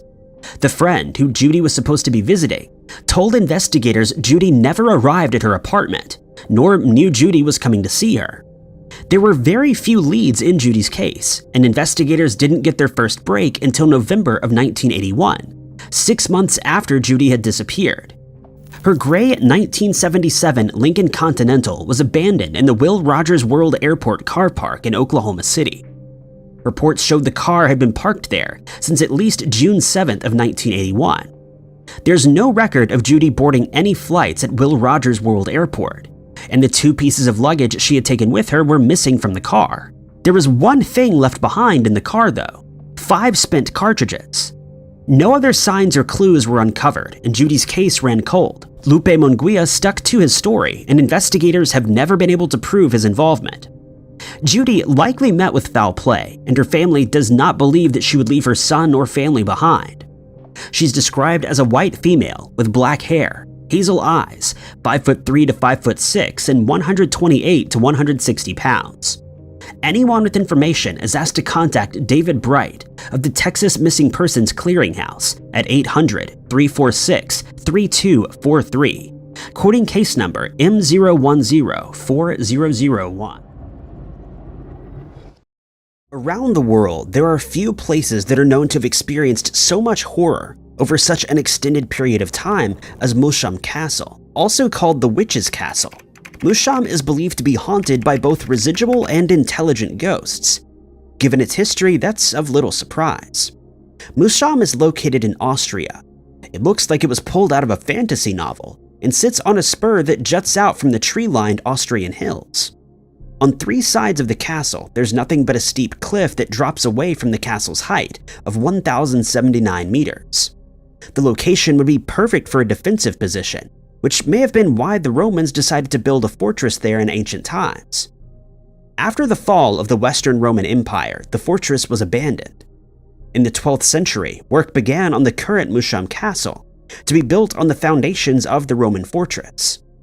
For most of the 300 years after the castle was built, Europe was the battleground of various wars, crusades, and revolts. Austria took part in many or otherwise came under fire by traveling crusaders on their way to the Near East, and Musham was besieged many times. One of the earliest conflicts Musham is said to have encountered was the Third Crusade, which took place not long after the castle was built. It was also besieged during the German Peasants' War, and an estimated 45 battles are believed to have taken place in the area immediately around Musham Castle. The wars alone would have caused a great deal of pain and suffering, but with war and trade came a plague, mainly the infamous Black Death. By 1675, the area had seen centuries of fighting and disease. The 30 Years' War had ended less than 30 years earlier, and was still fresh in the memories of people around Musham. There was a great deal of poverty in the area and bad hygiene.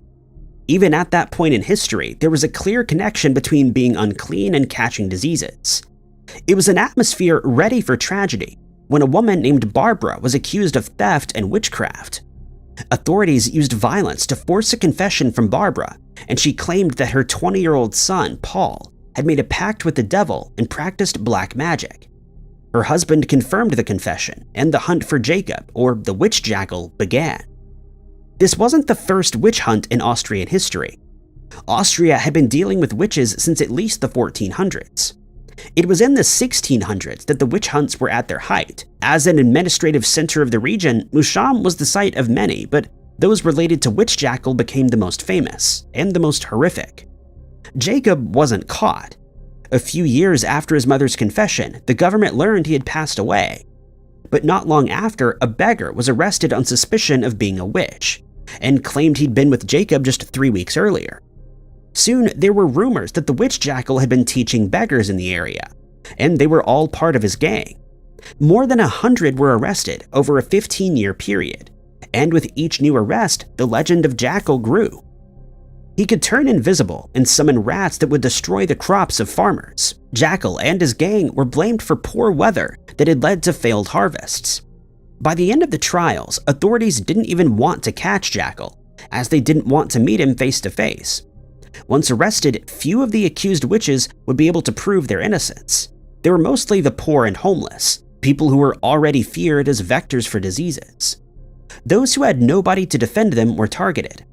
Cruelty was used to get confessions, although the official reason was so that the accused could be rid of the devil and feel free to confess their crimes.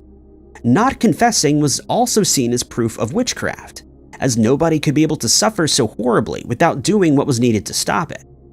No matter what an accused did, it was seen as evidence of their guilt. Their suffering seems to have left a lasting mark on the building.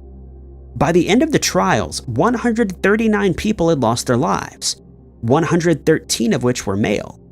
For some reason, the hysteria eventually faded away, and life around Musham returned to normal for 100 years or so. But by 1790, the church was no longer funding the area. Without the income from church taxes, the castle began to fall into disrepair. To make matters worse, the bodies of deer and other animals began to appear in a disturbing state. It was feared that a werewolf or some type of wolf-like creature was responsible, and the residents of Musham Castle became the main suspects. The residents were captured by locals and had their lives taken, with the aim of getting rid of the werewolf once and for all. The castle was then abandoned before being purchased by explorer Count Johann Wilczek in 1886. The Wilczek family still owns the castle to this day, but much of it is now open to the public. After such a long and horrifying story, it's not surprising that many of the most disturbing elements of that history have left their marks. There are a variety of ghosts that are believed to haunt Musham Castle.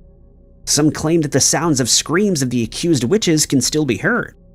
This residual haunting is nothing more than an echo of what happened hundreds of years ago, with the high emotions and suffering captured by unexplained forces. Other ghosts are more present. It's believed that the ghost of a caretaker, Anton, still haunts the property. Anton supposedly was a caretaker during the witch trials and took part in the cruelty that led to confessions. He was particularly sadistic and enjoyed watching people suffer. According to one story, Anton met a fate fitting to his disturbing actions. The story goes that he was visited by a messenger in a carriage one stormy night. The messenger claimed he'd been sent by the Prince of Hell who was waiting for Anton. The messenger dragged the caretaker into his carriage and he was never seen again. Whatever the truth of the story, Anton is now seen and felt around the castle. Some have claimed to see a full-body apparition sitting and eating in the dining room. Others have felt as if they were being watched, felt phantom touches, and as if they were being breathed on. The activity is mostly concentrated in the dungeons, where the accused witches were held. Footsteps, doors closing on their own, and banging noises are all reported. White mists and shadowy figures have also allegedly been seen, and paranormal experts have recorded ghost voices on EVP devices. Some of the stories even report that a werewolf still lives in the forests around the castle.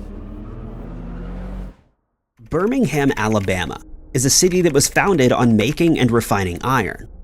Today, the old iron furnaces have closed down and now healthcare is the primary employer in the area. But the furnaces still draw people in for different reasons.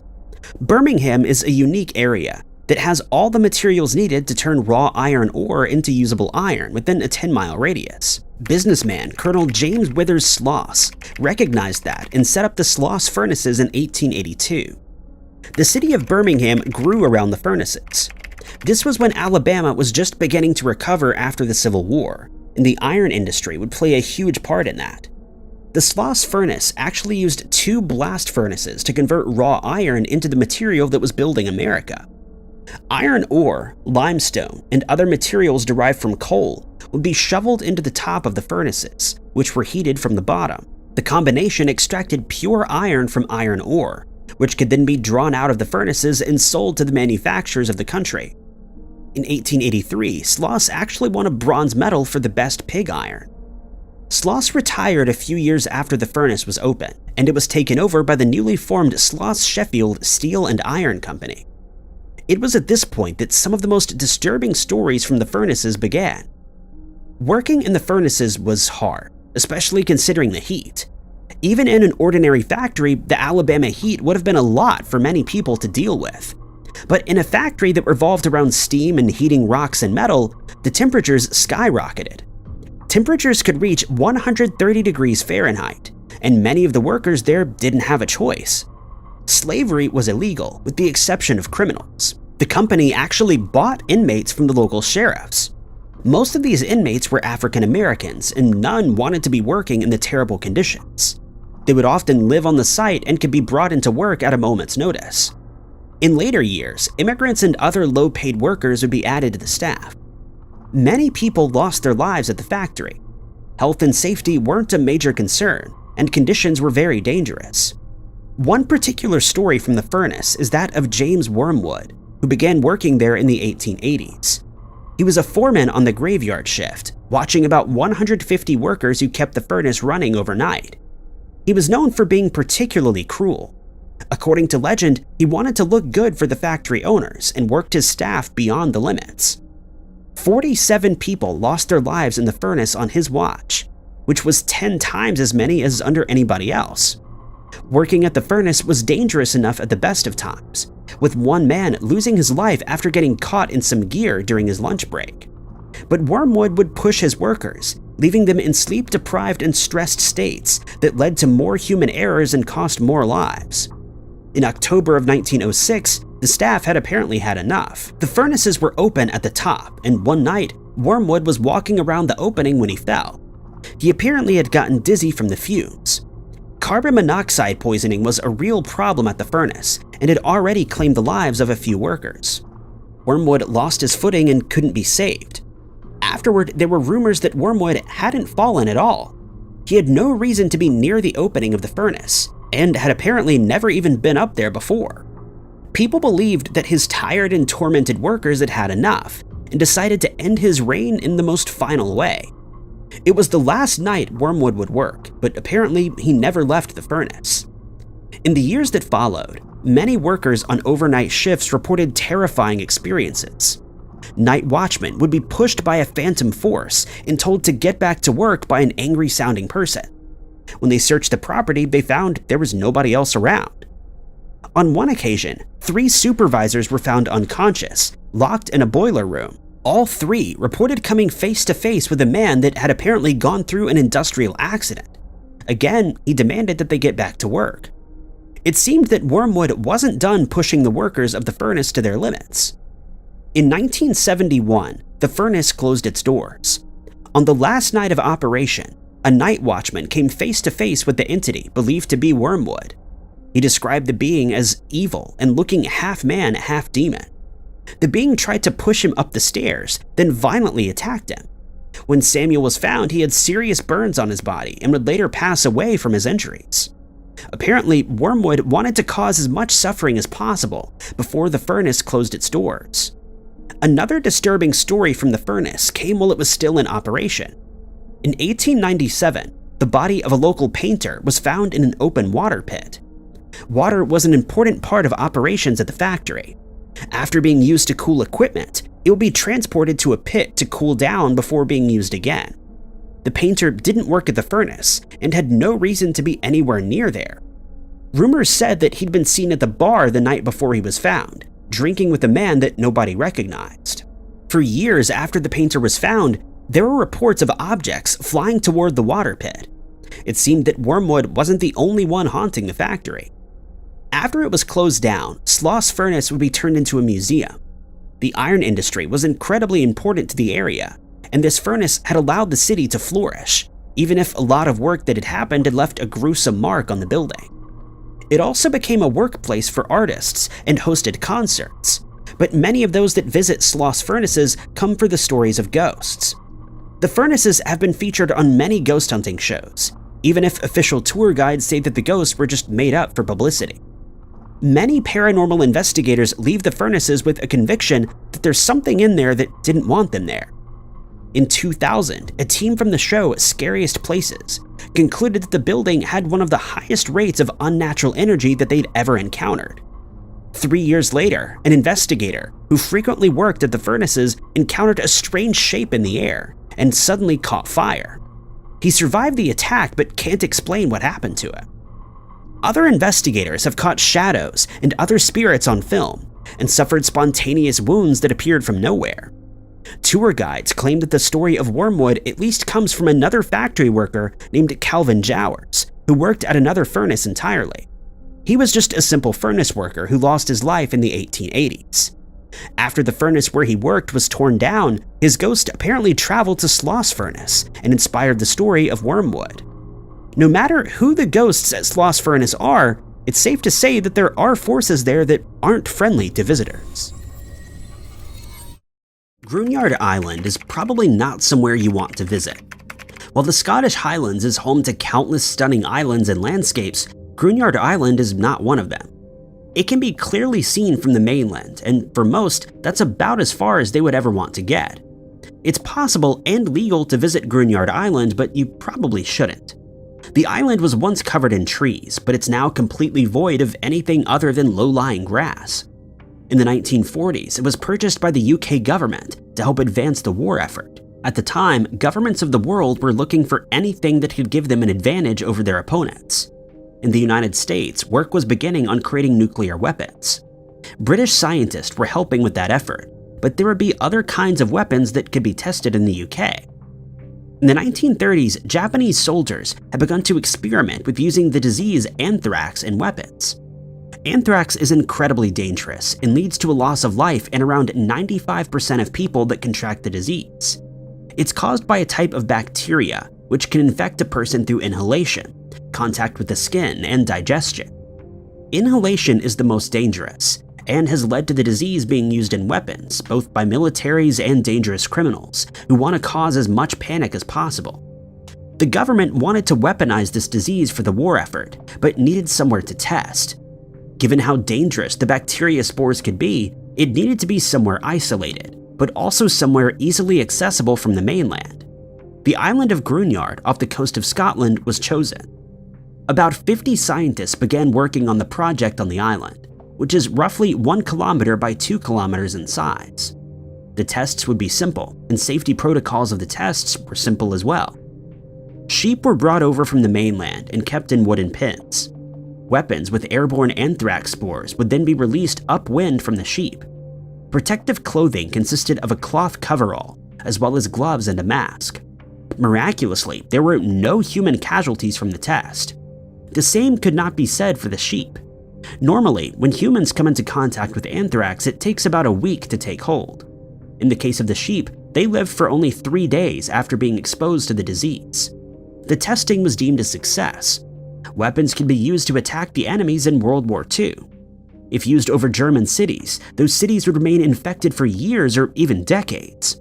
Anthrax is a very hardy bacteria, able to withstand extreme conditions and sit dormant in the soil for years. After the test, there was little cleanup work. The sheep were buried and the scientists returned to the mainland. Thankfully, the weapon wasn't actually created, something that likely saved many lives, but the anthrax at Gruinard remained. The island was still government property at this point. It was far enough out of the way that nobody really wanted to think about it.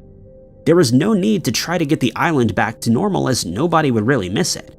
But the impact of the tests began to appear on the Scottish shores. The bodies of sheep would wash ashore after storms. On at least one occasion, a dog began to eat the remains and became unwell.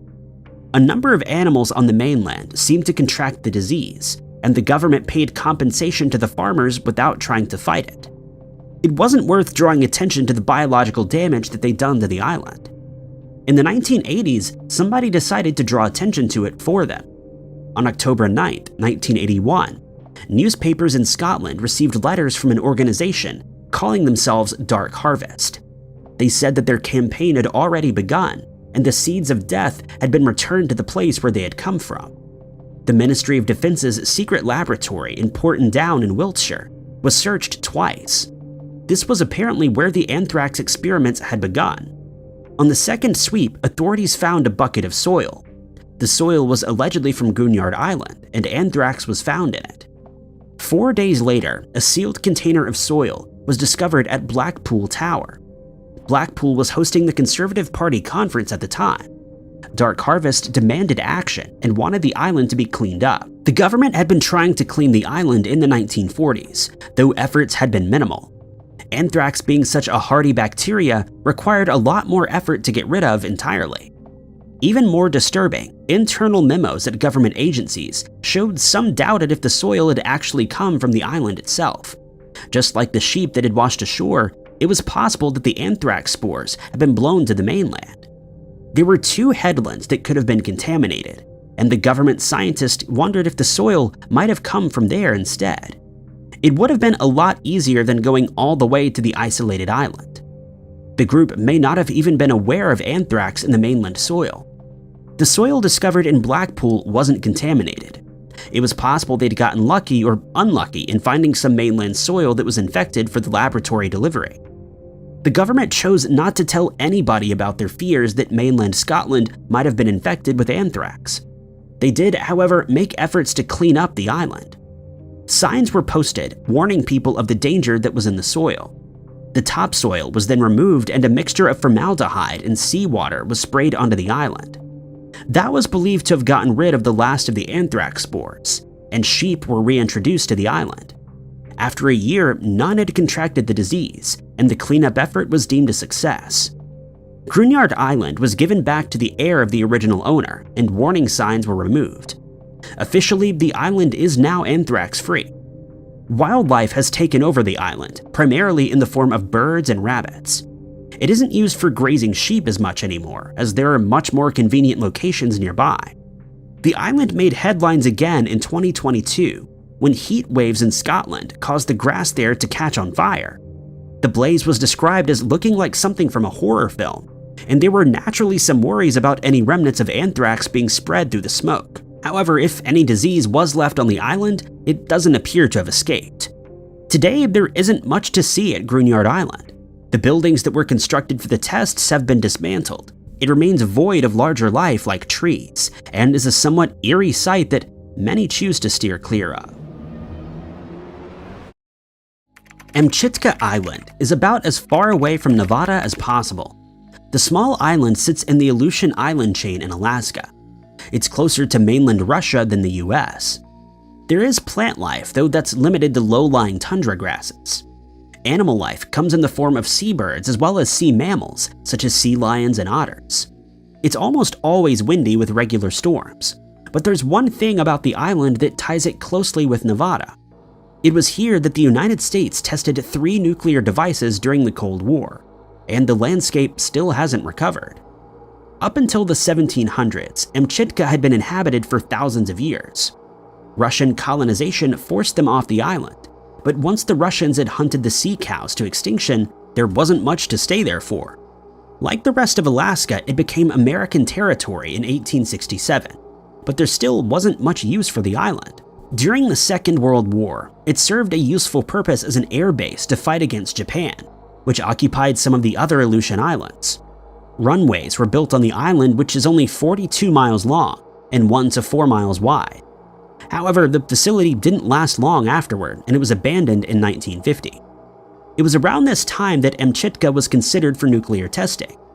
Testing had already been happening at the Nevada site for several years, but there were some tests that couldn't be conducted there. It wouldn't be until 1965 that the first of these tests, codenamed Longshot, was carried out. It was designed to learn more about the seismic waves caused by nuclear tests conducted underground. Previous tests had indicated that seismographs couldn't distinguish between natural earthquakes and atomic-caused ones.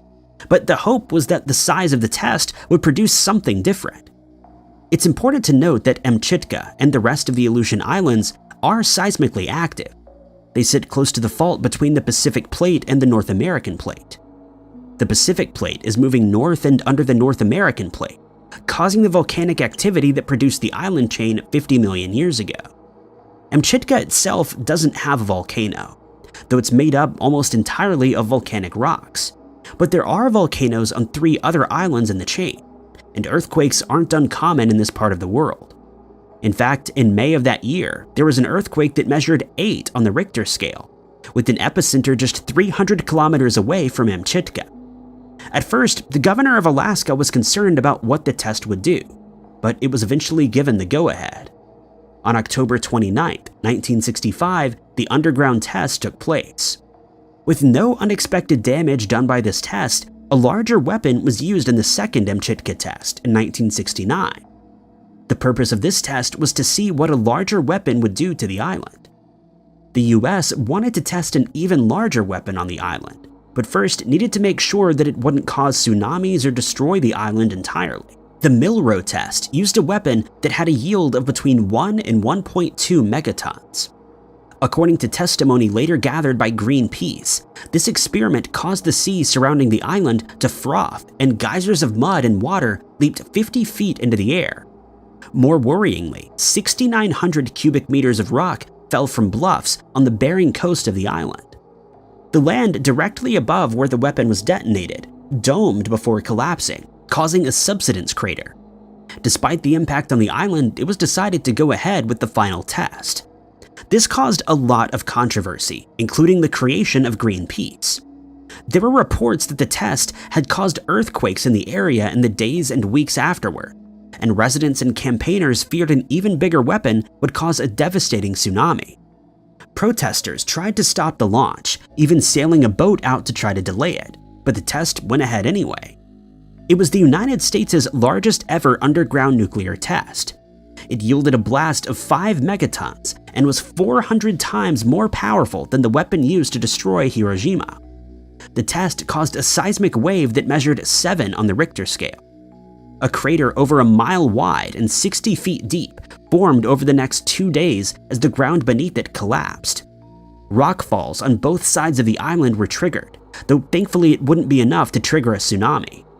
In the weeks that followed, there would be some minor tectonic rumblings, but no other major earthquakes. Whether due to protests or some other reason, later tests on the site were cancelled, and the Amchitka island would again be abandoned. The island would briefly be occupied again for radar testing, but now sits as a wildlife and nature sanctuary. The question of whether the site is still radioactive depends on who is asked. There's definitely still radioactive material deep beneath the surface. It was deemed unfeasible for it to be removed after rubble filled the holes that the nuclear blasts created. Testing by authorities sent by the government suggested that the radioactive material has stayed right there.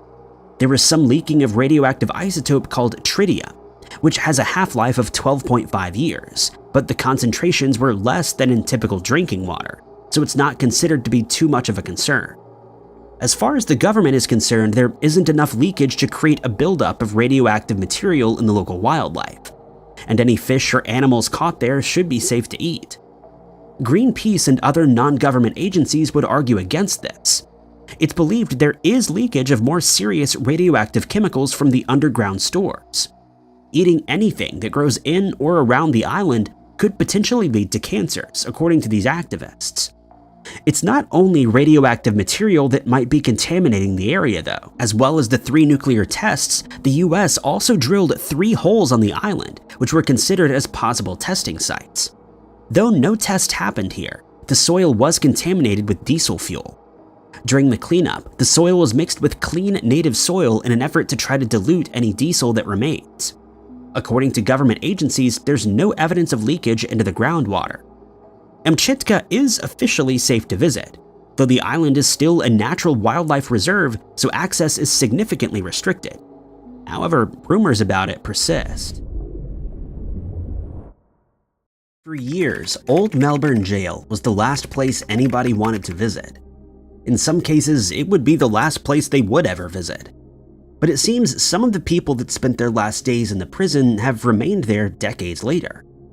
The prison opened in 1845 and remained in operation until 1925. In that time, thousands of prisoners were held in 3 cell blocks. Some were in prison for crimes as simple as being idle, while others were some of the most dangerous criminals in Australia. When the prison opened, the gold rush was just beginning. While many came to Melbourne seeking their fortunes, not everybody was trying to get it legally. The first cell block quickly filled, and 2 more were built. Conditions in those cell blocks were slightly better, but not by much. Unsurprisingly, disease was a major problem for those who lived in the jail, and even those who weren't sentenced to capital punishment risked losing their lives. 133 people who stayed at Old Melbourne Jail had been sentenced to capital punishment. Among them was Ned Kelly, possibly the most famous of Australian criminals. Kelly was still considered a folk hero by many. He was a bushranger and led a gang of criminals who were primarily known for livestock theft before a confrontation with police at the Kelly home. The gang would take the lives of a number of police officers before going on the run. Kelly was eventually captured after a firefight when he used homemade metal armor to try to protect himself. He survived only to go to trial and be found guilty of his crimes. When he had his life taken, his body was buried in the prison cemetery, alongside many other criminals. Years later, after the prison was decommissioned, many of the remains were dug up to be moved. There was a scramble for Kelly's remains as people wanted souvenirs. One person claimed to have stolen his skull. Years later, the stolen skull was recovered. DNA testing proved it didn't belong to Kelly at all. In fact, part of his skull was found with the rest of his remains. The mysterious skull remains at the Old Melbourne Jail unidentified. After the jail was decommissioned, it was briefly used in the Second World War to hold prisoners of war and soldiers that had gone AWOL. Afterward, it was converted into the museum that it is today. Many who have visited the museum have claimed to have had terrifying experiences. People feel things that aren't there, hear footsteps from nowhere, and some even report seeing full-body apparitions.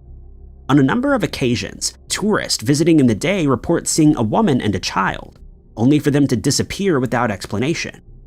While there are many people who lost their lives within the jail walls, it's possible one of the ghosts might be that of the owner of the unidentified skull. The rest of his remains have never been found. We know it isn't Ned Kelly, but it was still somebody, and it's entirely possible they've not been able to pass due to what happened to their remains. By far, the most haunted place in the jail is Cell 17. The haunted cell sits on the second floor of the prison and is one of the original cells. Who exactly occupied the cell is unknown. Many of the prison records were destroyed in a fire. It's likely countless people spent time in the cell, and it's possible many are responsible for the disturbing imprint left on the area. People have reported a variety of experiences. People have reported being tugged, scratched, or patted by a mysterious entity. There's a feeling of dread in the cell, as if something is in there with them. Whatever is in the cell reacts differently to men and women. Men are often forced out of the cell, while women are pulled in. One woman reported feeling hands around her neck. Another felt an unseen hand yanking her back into the cell as she wanted to leave. When she turned to face whatever it was, she discovered that the necklace she had been wearing was lying broken on the floor, as if it had been pulled off. Others have seen the shadow of a man wearing a hat. Many have speculated about who might have caused the paranormal activity in Cell 17. While we can't say for sure who stayed there, one of the popular suggestions is Frederick Bailey Deeming. Deeming was a dangerous criminal who lived a life of crime since his youth. That mostly consisted of theft, and he spent many years in and out of prison. But in 1891, that escalated.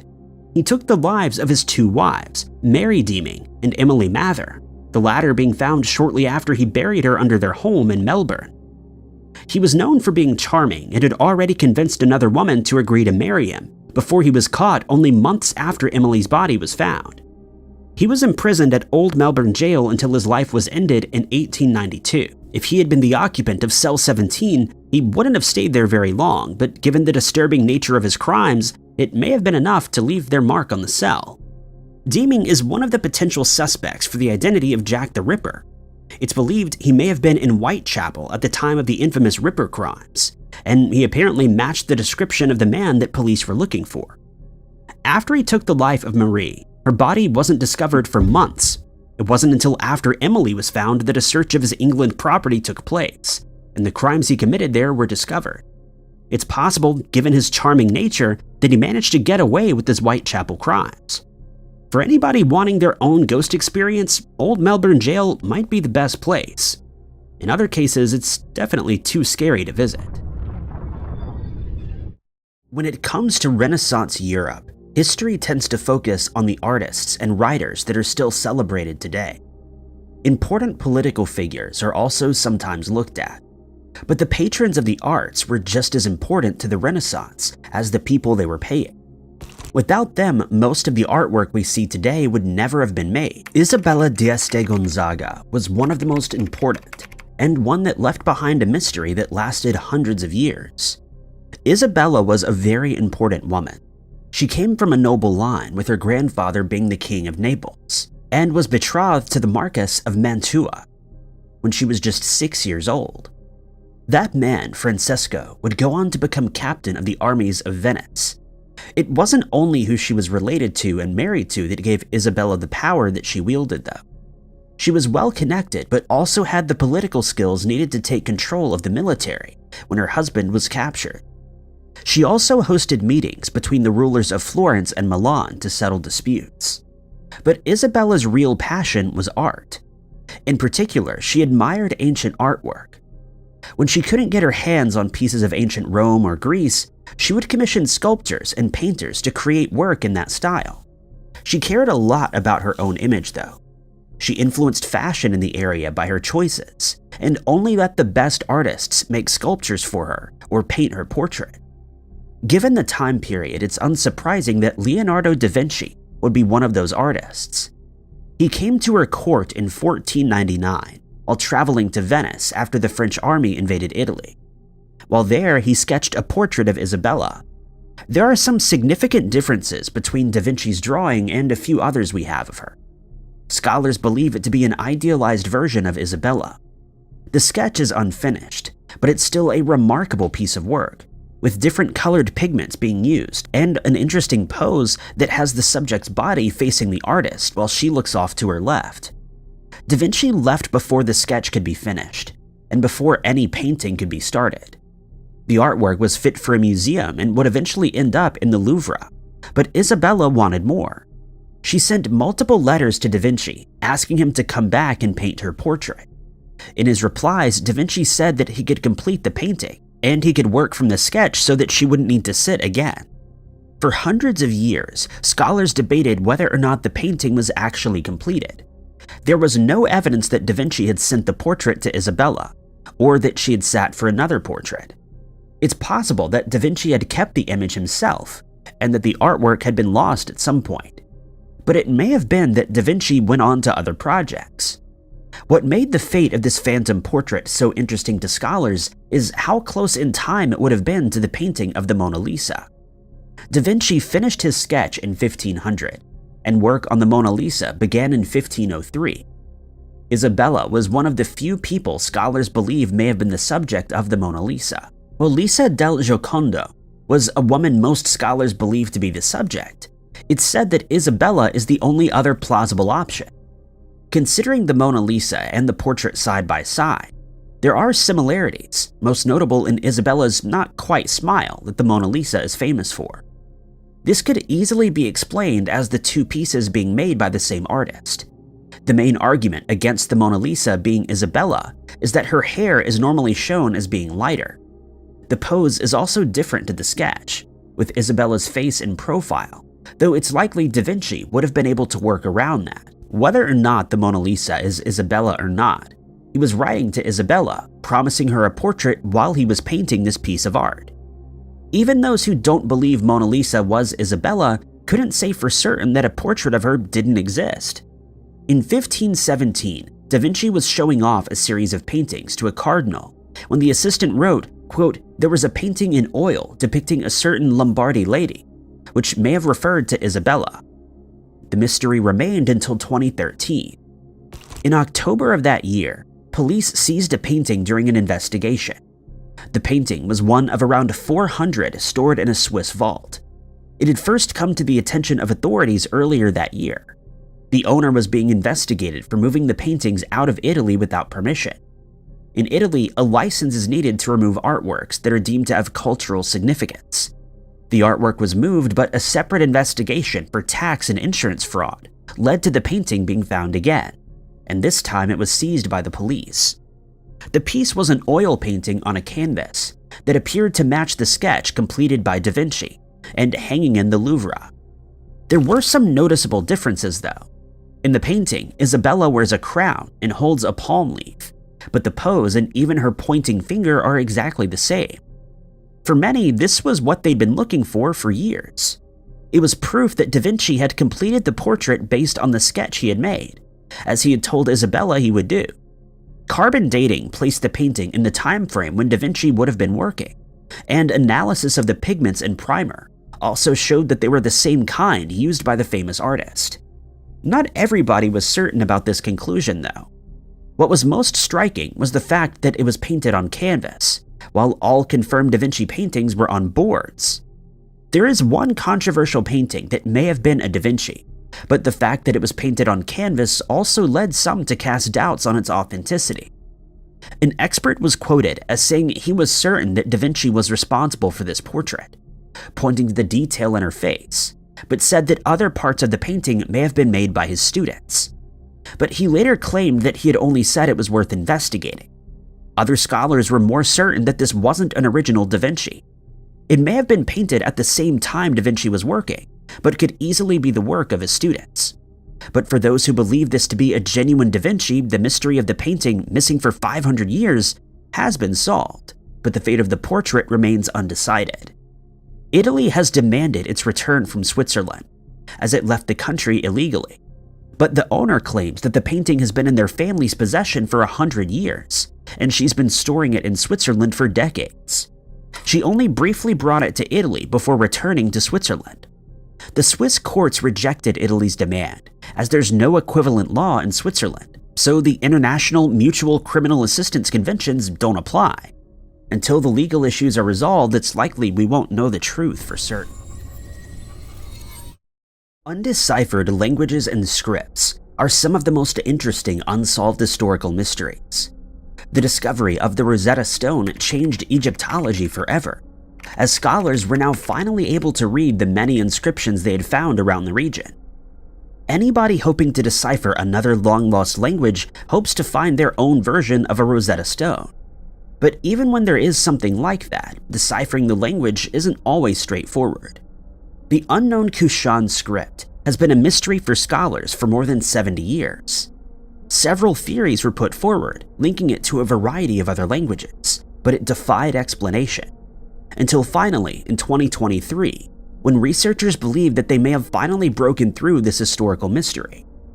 The unknown Kushan script may date back as far as 600 BC. It was known to be in use in 200 BC, and fell out of use around 700 CE. Despite being used for at least 900 years, we only have a small selection of writing to go off of. What made Egypt so unique was just how well documented everyday life was there, and how much writing there was for researchers to use. This wasn't the case for the Kushan script. The name comes from the Kushan Empire, which flourished in Central and Southern Asia between 30 and 375 CE. The empire had diplomatic relations with the Romans in the West and the Chinese in the East, and played an important role in the Silk Road. It was a melting pot of cultures, with Greek coins and the alphabet, and Indian and Iranian religious influences. Most of what we know about the Kushan Empire came from outsiders, mostly the Chinese. But they did have their own writing system. In fact, they had multiple, possibly to accommodate the different cultures that were mixing in their trade road empire. The Greek alphabet was used for the Bactrian language, and over the years we've acquired a relatively large number of documents using this script.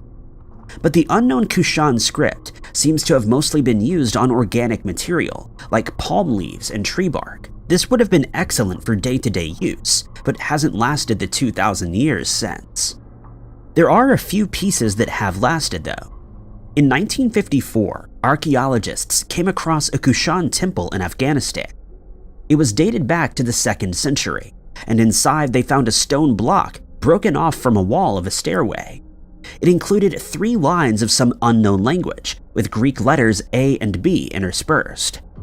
At the time, the importance of this small fragment was probably overlooked, as this was also the site of the first substantial document written in Bactrian. But while Bactrian would eventually be deciphered and understood by scholars, this little fragment of some mystery text could not be explained. It obviously wasn't Bactrian, as it wasn't written in the same characters. As time went on, more of this mysterious script would be uncovered.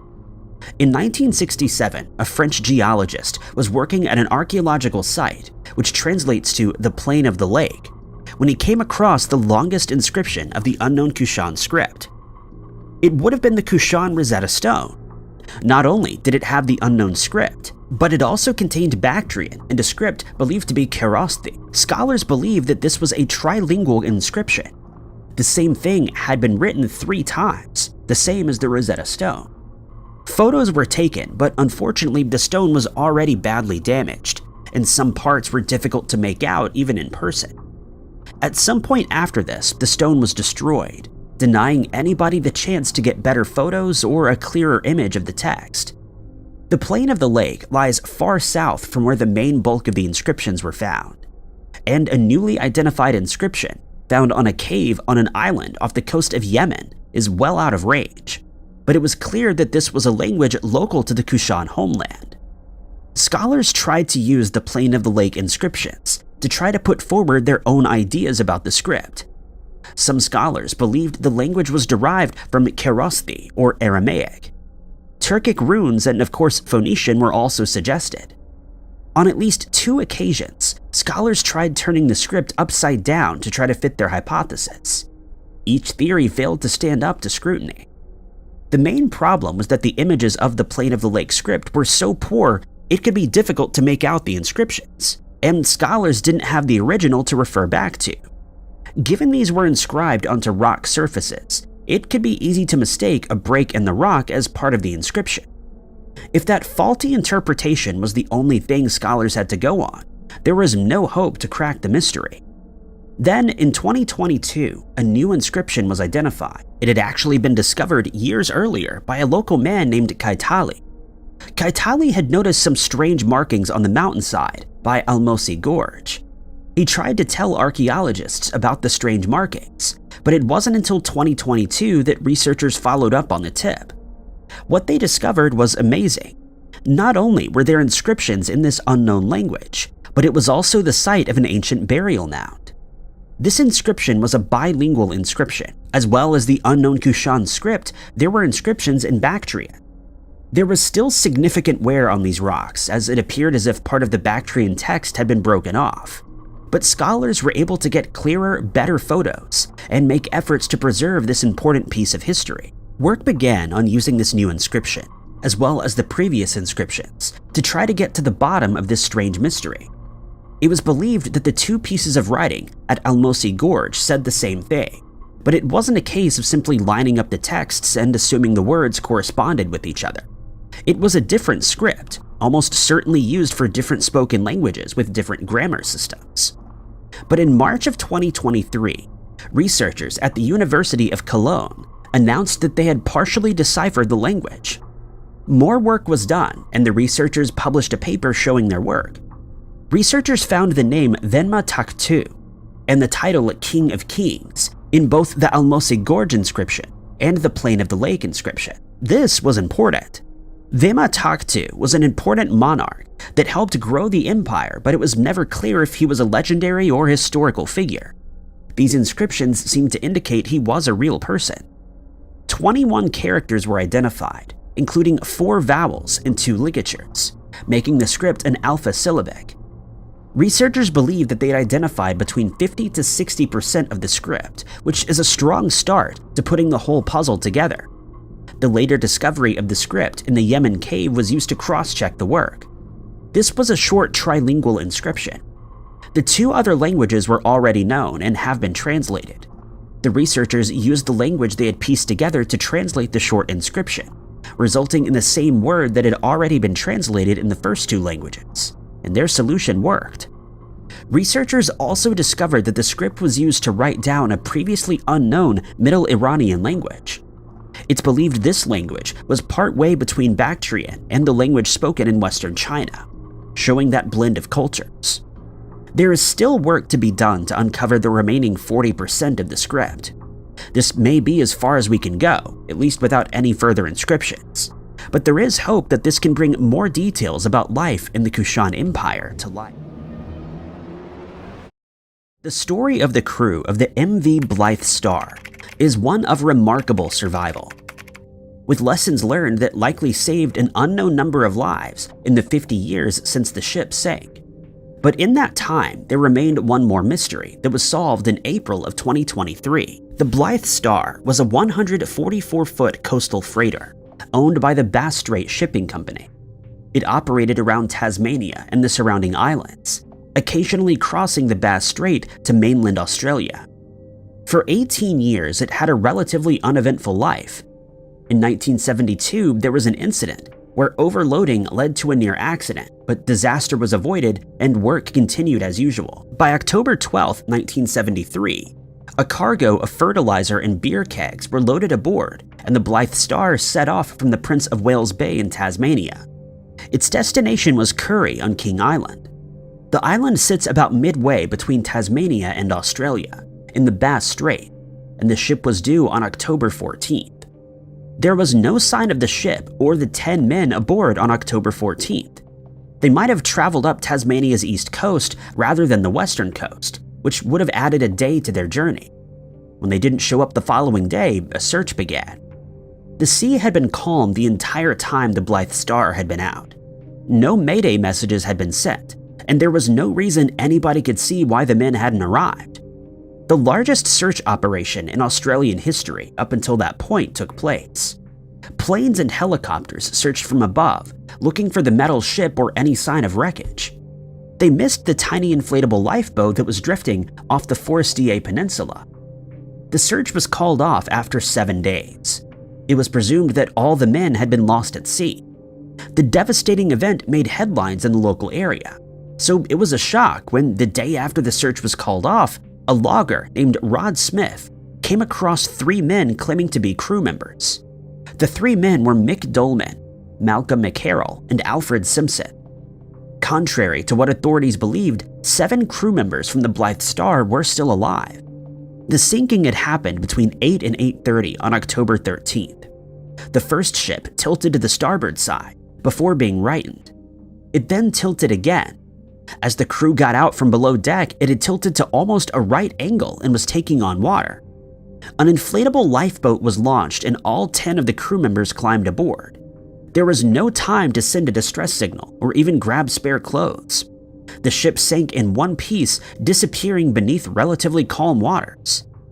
There were 2 oars in the lifeboat, but they were of little use other than to steer them away from rocks. The men always remained within sight of the shore, but were never able to get close enough to land. They had only a little food and had to ration water, making them all physically weak. One man passed away as he needed medication for a pre-existing condition and hadn't been able to grab it before they made their escape. The lifeboat had a few flares, but nothing else that would alert the search teams to their location. Even the radar that was being used wouldn't pick up the small rubber vessel. After 8 days adrift at sea, they finally arrived at Deep Glen Bay. They were out of the water, but there was still a long way to go before they were safe. Deep Glen Bay was a rocky bay with no way further inland without climbing steep cliffs. All the men were extremely weak at this point and had to rest in the bay for a few days to recover. In that time, 2 more succumbed to the elements. It was clear at this point they weren't going to be rescued. They were likely even less visible in this bay than they were in the lifeboat. 3 men, Dolman, McCarroll, and Simpson, climbed the cliffs and spent a day and night trekking inland. Finally, they came across the dirt track where they came across Rod Smith. After being brought back to civilization, the 3 men told rescuers where the rest of the crew was. They were also rescued, giving an almost unbelievable ending to the story. Changes were made to maritime laws in Australia. The design of lifeboats was changed to make them visible to radar, and positioning devices would be included in each of them. There was still one piece missing though. Where was the MV Blythe Star, and why had it sunk? There were suspicions that it had been overloaded with cargo. It wasn't the first time this had happened, but this time they hadn't been so lucky. But with the ship nowhere to be found, the answer would remain a mystery. Over the decades, rumors came that there was a sunken ship off the west coast of Tasmania. The reports came from fishermen, but it wouldn't be until April of 2023 that anybody could check it out. The RV Investigator was a research vessel from the University of Tasmania. The crew's primary goal was to investigate an underwater landslide in the area. But as they would be in the area, the decision was made to scan the sea floor for the missing ship and send out underwater cameras to see if they could identify it. Sure enough, there was a ship sitting upright on the sea floor. It looked to be relatively intact, but was covered in a layer of algae and seaweed. But that didn't hide the unique elements of the ship that confirmed to researchers that this was the missing Blythe Star. The word star was even still visible under the algae.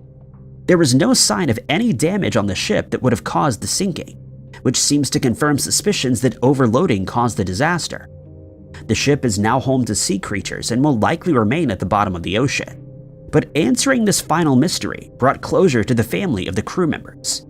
The story of the Blythe Star is also a reminder that a ship can sink in calm waters without a mayday signal. When European explorers first arrived in the New World, countless became obsessed with finding lost cities hidden in the jungles of Central and South America. While they were often driven by a greed for gold, these explorations helped to map out parts of the rainforests. But these biospheres were so packed with life that it was easy for ruins of ancient cities to be overlooked. We often think that we've discovered all there is to know about the world. We've circumnavigated the world, sent hundreds of expeditions into other jungles, and even seen the world from space. But there are still an unknown number of treasures hidden beneath the canopies of the Central and South American jungles. In 2014, explorers found 2 long-lost cities. One hadn't been seen by mankind for hundreds of years. The other had been discovered in the 1970s only to be lost again. It became a tantalizing treasure that archaeologists knew was there, but didn't quite know where. The first explorer to come across Lagunita was Eric von Eu. Von Eu was an American archaeologist and expert in the classical Mayan civilization. He's also an epigrapher, meaning he studies ancient inscriptions. In the 1970s, Von Eu was working with Harvard's Maya Corpus program. Since 1968, the Harvard program has been exploring the jungles of southern Mexico, Guatemala, and Belize, taking photos, drawings, and now 3D scans of monuments found there. At some point, Von Eu came across an area that had never been noted before. He named the place Lagunita and sketched some of the artifacts that he found there. These were never published, and Lagunita remained a relatively little-known site. Some wanted to know more about this mysterious site, but unfortunately, Von Eu hadn't made any note about where the site was. All that was known was that it was somewhere on the Yucatan Peninsula in the Calakmul Biosphere Reserve, a space that stretches over 2,800 square miles. It was another 40 years before anybody would see the lost city again. In that time, technology developed a lot. It was no longer a case of following word-of-mouth rumors about civilizations in the jungle, or simply going off in a direction that hadn't been tried before. Aerial photos and technology like LiDAR can peer beneath the canopy to find structures beneath. In 2014, these techniques picked up some anomalies in the southeastern region of Campeche. Ivan Sprach and a team of archaeologists from the Research Center of the Slovenian Academy of Sciences and Arts went on an expedition to try to locate these two anomalies on the ground. The expedition took 2 months. Here, the jungle was so thick that an entire city could be hiding only a few hundred yards away, but the explorers would never know it. Even with the guidance from aerial photos, it wouldn't be an easy task to locate the area on the ground, but the hard work of going through the jungle would be worth it. What they found were 2 ancient cities that had been lost hundreds of years ago. It was clear that both cities had once been powerful centers for the Mayans, but researchers couldn't be sure if they were the first ones to come across these monuments, since they were abandoned, or if one of these was the almost mythical Lagunita. It was only when they compared the intricate carvings to the sketches made by Von Eu that they would confirm this was actually Lagunita. Lagunita was home to some architectural styles that had never been seen in the Mayan world before. The most impressive feature was the remains of a monster-mouthed doorway. The stone structure was supposed to represent the mouth of an earth and fertility deity. According to Sprach, they were designed to resemble the entrance to a cave. Stepping through was symbolic of stepping into the underworld where the ancestors lived and maze originated. Beyond the monster's mouth, there was an entire city that once would have been home to thousands of people. There were palace-like buildings and administrative centers, a Maya ballgame court, and a pyramid that stood about 20 meters high. As well as this, there were multiple altars, each with intricate carvings that would tell researchers some of the history of the site. Unfortunately, many of the monuments were damaged after spending hundreds of years in the jungle, but researchers noted that the dedications seemed to indicate someone important had been responsible for many aspects of the city. For example, one stele states that it was made in 711 CE and had been commissioned by a ruler called Lord Katunes IV. This was one of the inscriptions that Von Eu spotted in the 70s, which helped researchers confirm that they were in the right place. The city was something nobody had seen since it was abandoned by the Mayans. It was located about 4 miles away from Lagunita and was made up of many monuments and altars. It had several plazas and its own pyramid, but the thing that stuck out to explorers was the large collection of choltens dug into the ground. This made them decide to call the city Tamchen, meaning deep well in Yucatan. Choltens are underground spaces that have baffled experts since they were first discovered. These spaces are normally bell or bottle shaped with a relatively narrow opening before expanding outwards. Many have more than one chamber inside, with a wall of rock separating the two. They're large enough to be climbed into, though researchers describe them as being hot and stuffy to work in. They're dug directly into the bedrock, and it's most commonly believed that they were used for food storage or collecting rainwater. Tamchen had an extremely high number of these mysterious chambers, and they were much deeper than at most other sites. The cause of this unusual distribution only added to the mystery. Both cities had other unique elements which made them an exciting proposition for explorers and those hoping to understand more about the classical Mayan civilization. These aren't the last lost cities that we found in the jungles, and with every Mayan city uncovered, more details about their lives are found. Slowly, we're piecing together the puzzle of the ancient past, one solved mystery at a time. It was the morning of December 1st, 1949, when two amateur jockeys out riding found the body of the Summerton Man. He was slumped against the concrete seawall at Summerton Beach, his legs outstretched and his feet crossed. He was still fully dressed, and there was no sign of any physical wound. It was as if he had simply sat on that spot and passed away. The man had no ID, and an investigation began into who he was and how he had passed away. While an autopsy took place, the police tried to find any information they could about the man. Two couples reported seeing the man the night before as they walked along the beach. He had been sat in the spot where he was found. One person reported that he lifted his hands and looked like he was trying to light a cigarette. Another person said that he didn't bother trying to swat away a mosquito that was flying near him. They all thought that he was simply drunk or under the influence of some substance and left him alone. They had no idea that they would be the last people to see him alive. The autopsy also found no physical wounds. Instead, it looked like he had been poisoned. A report found no poisons in his system, though. If poison was responsible for the heart failure that he had suffered, it would be one that didn't show up in tests. There were a couple of possibilities, but the only evidence that these poisons were used was just a lack of other evidence. Investigators were split over whether this was something he had done to himself or if someone else had attacked him and caused his passing.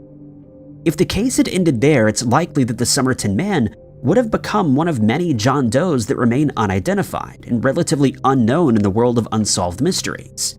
But then another clue came. A scrap of paper was found in the fob pocket of the man's pants. It had apparently been overlooked for months. Printed on the paper was the Persian phrase "tamam shud," which had been ripped out of a book. The phrase roughly translates to "it's finished" or "it's ended." The book was identified as a rare edition of the book The Rubaiyat of Omar Khayyam. The book of poetry has been described as a manual for people wanting to take their own life, and talks about how we don't know what the next life has in store for us. Any connection to the book would be an ominous sign for an unidentified body. Tamam Shud just made that connection even more disturbing. For a while, this seemed to have been another dead end for investigators. They couldn't locate the copy of the book that the page had been torn from. But on July 22nd, there would be another break when a man turned in the book. He and a friend had visited Summerton Beach the day before the unidentified man was found. One of them had picked up the book, which was near their car, and believed that it belonged to the other. They put it in the car and forgot about it until they saw the appeal for information. The book had a page torn from the end, which perfectly matched the one found with the unidentified man. It also had strange markings at the back. Using a black light, they were able to make out a series of letters at the back of the book. It looked like a code, but not one that could be cracked. They also found two phone numbers. Both were unlisted. One led nowhere, but the other led to a local nurse named Jessica Ellen Thompson. Thompson would become one of the largest, strangest parts of the case, and a possible red herring. She was familiar with the book. She had actually gifted a copy to an army lieutenant named Ahuizotl. It looked like the police may have finally found the name of their John Doe, but Ahuizotl was still alive, and he still had his copy of the book Thompson had gifted him. There may still have been a connection to Thompson, though. She was shown a mask made from the Summerton Man's face. She allegedly almost fainted at the sight, but said that she didn't recognize it. To this day, if Thompson had any connection to the man and why her phone number was in his book is a mystery. The book had led the police nowhere, and it would be a long time before another clue came. For decades, the Summerton Man's identity was a popular unsolved mystery. But despite the publicity, nobody came forward to claim him as a relative. This led to speculation that he was a spy. He had gone a long way to hide his identity, and the use of a secretive poison seemed like something out of a spy novel. Other theories were that he had been rejected by a lover, and Tamam Shud referred to the end of a relationship. For a while, people came forward with theories, but it wasn't until 2022 that any of those would stand up. DNA wasn't officially taken at the time, but hairs had been caught in the mask that was made of the Summerton Man. Using that DNA and genetic genealogy, investigators were able to put together a family tree of the Summerton Man. From distant cousins, they were eventually able to identify his mother and father.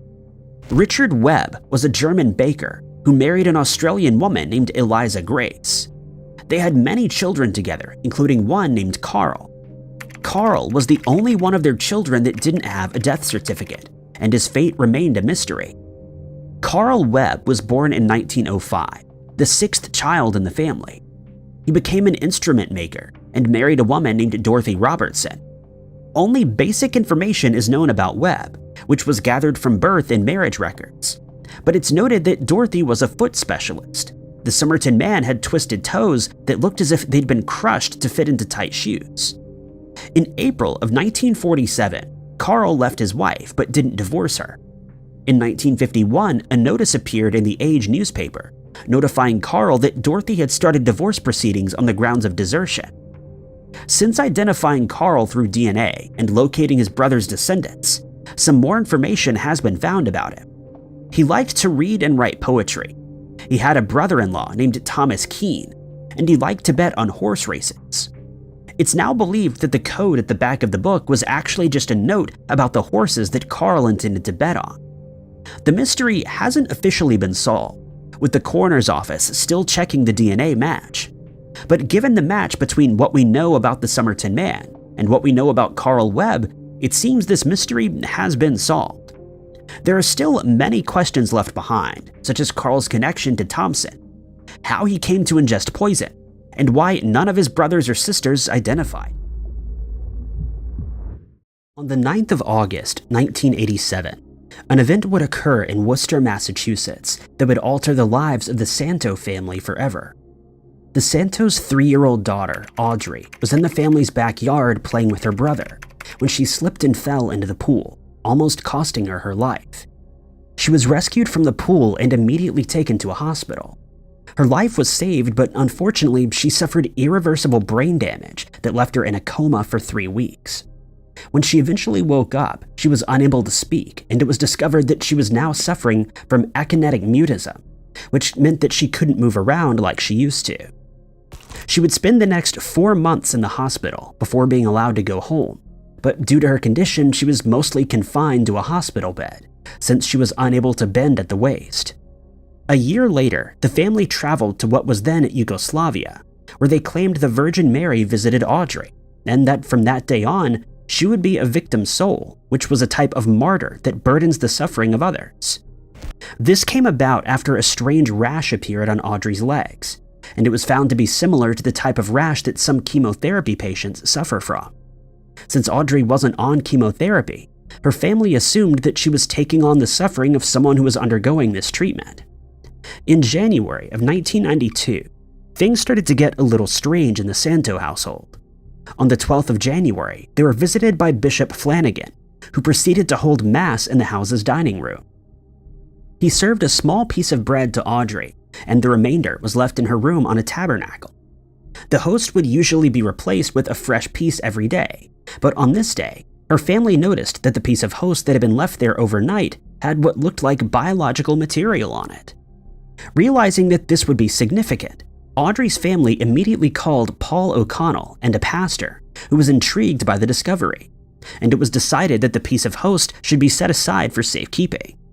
Bishop Flanagan would also inspect the host, and he agreed that it was indeed secreting biological material, and hence he consecrated it.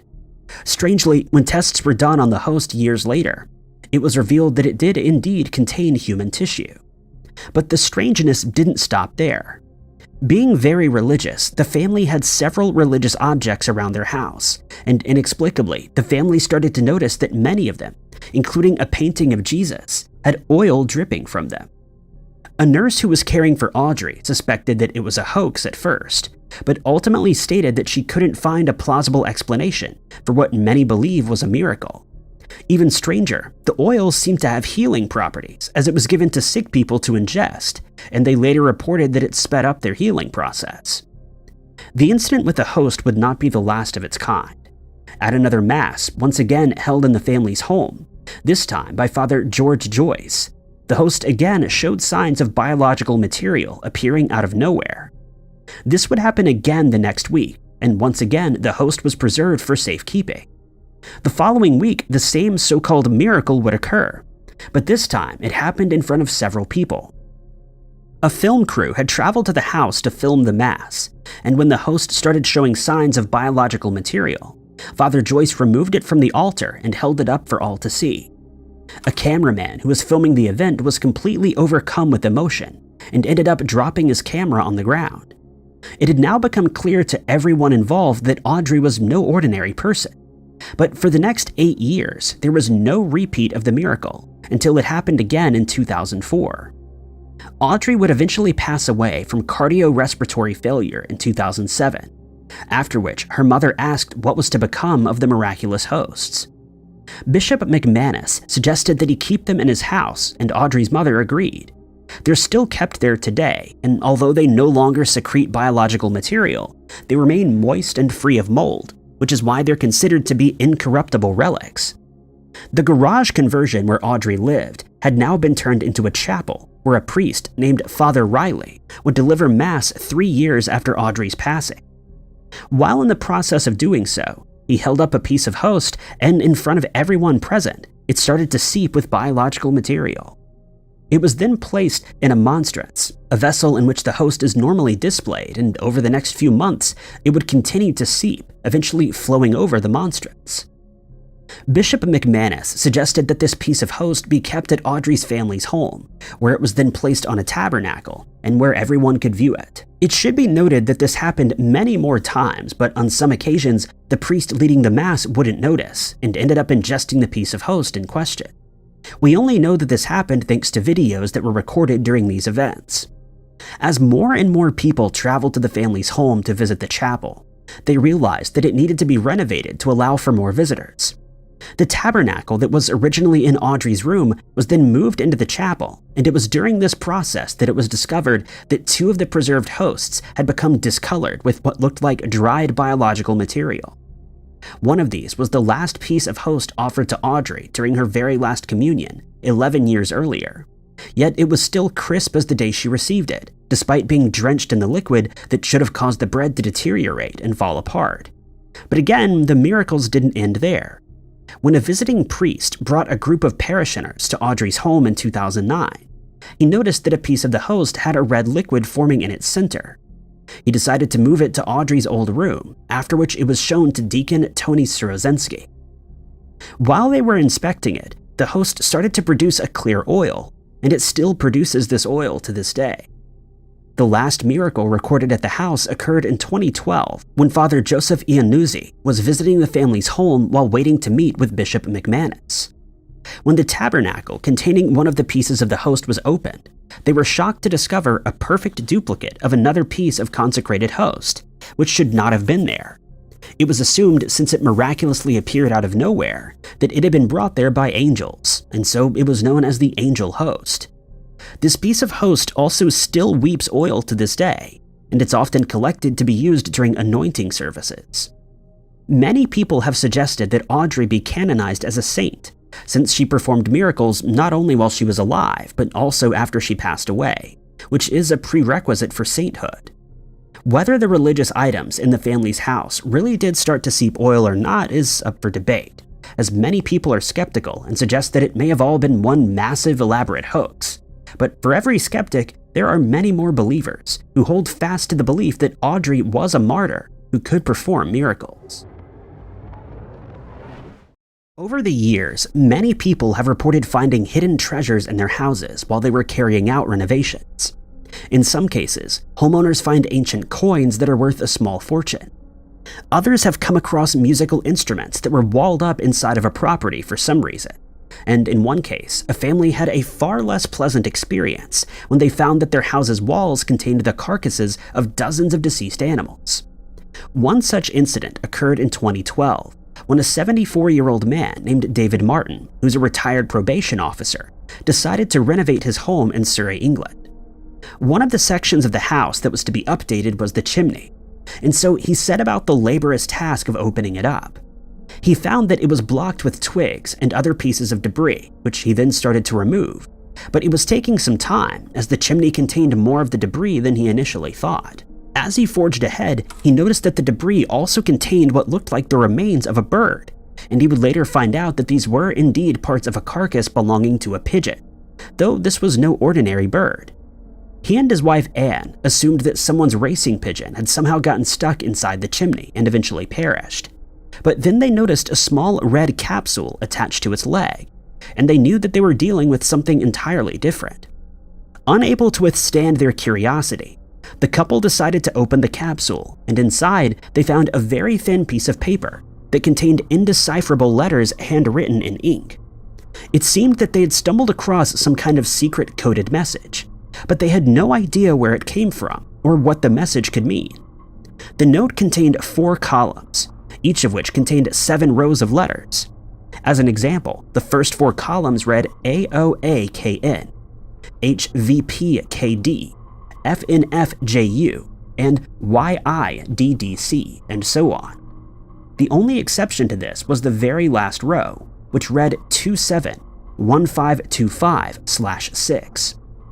Colin Hill, curator of the Pigeons at War exhibition at Bletchley Park, who also volunteers at the Royal Pigeon Racing Association, took a look at the canister that was found attached to the pigeon's leg, and determined that the pigeon was sent to deliver this message during the Second World War. Thanks to the color of the canister, it had been confirmed that the pigeon was sent by Allied forces, but as for the message, no one was able to decipher it. As for how the pigeon came to be lodged inside the couple's chimney, there is a very plausible theory. The Martins' house is located next to a hotel, which during World War II was used as a planning base by British generals.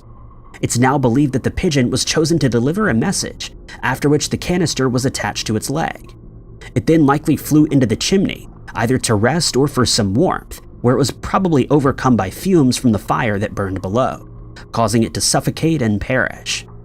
It remained inside the chimney for a further 70 years, until David happened upon it and the mysterious message that it was carrying. Ironically, codebreakers have had a hard time deciphering the message, despite the fact that it was created by their fellow countrymen during the war.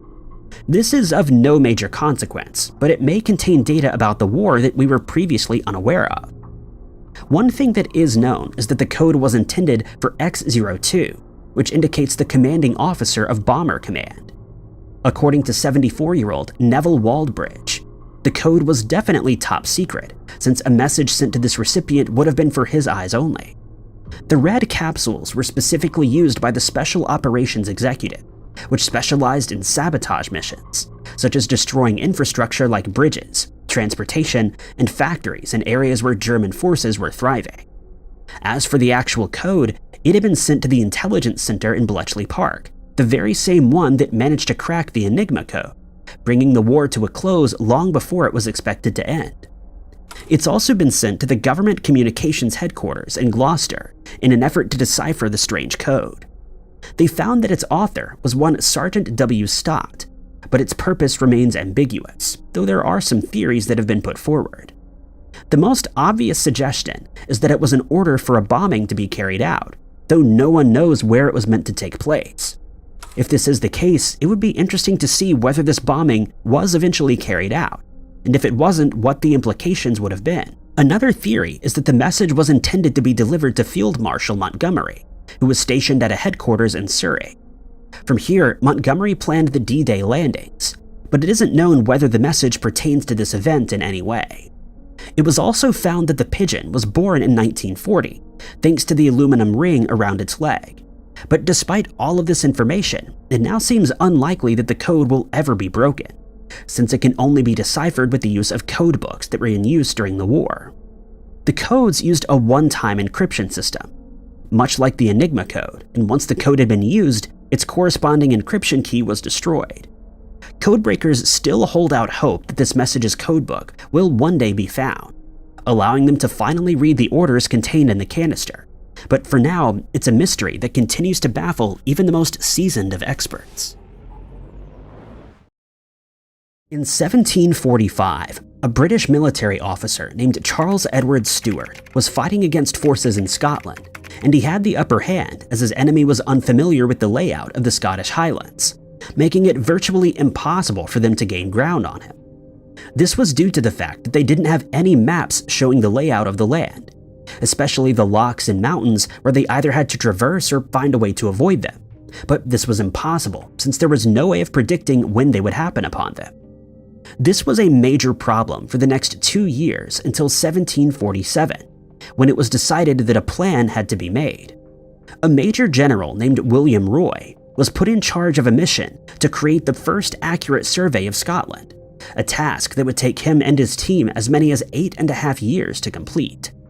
The task was a daunting one that required a high level of technical knowledge, but the group forged ahead and eventually produced a map that's known as the Military Survey of Scotland, which would become the foundation of the Ordnance Survey, a national mapping agency of Great Britain. Roy not only took note of the then modern parts of Scotland, but also showed a marked interest in Roman forts and the Antonine Wall that was built by Emperor Antoninus Pius in the 140s. He made meticulous notes on these and included the details that he captured on these in his report, which was mostly drawn from a bird's eye view. His work included a meticulous amount of detail, even containing individual trees that he came across, complete with shading. These details would be published by the Society of Antiquaries after Roy had passed away in a volume entitled Military Antiquities of the Romans in North Britain.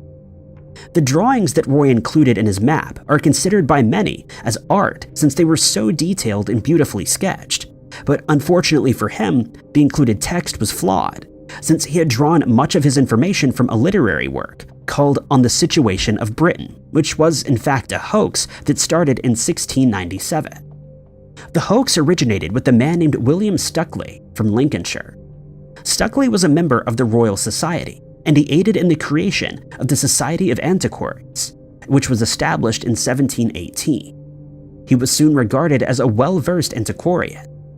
On the 11th of June 1747, an English teacher, Charles Julius Bertram, sent a letter to Stukeley in which he mentioned that he'd come across a manuscript that was previously unknown, called On the Situation of Britain. He added that it was written by Richard of Winchester, and that it contained a map of Britain during the Roman times. This instantly interested Stukeley, who asked if he could see a copy of the document after he confirmed Bertram's credentials with the Danish royal librarian, Hans Graham. But it seemed that Bertram always had an excuse as to why he couldn't send the document to Stukeley, and he eventually confessed that it had in fact been stolen by another Englishman from a library. But Stukeley persisted, and eventually he received a copy of the document's first page, and he forwarded it to the keeper of the Cotton Library, David Castley. Castley scrutinized the page and determined that it was around 400 years old, and that it was indeed authentic.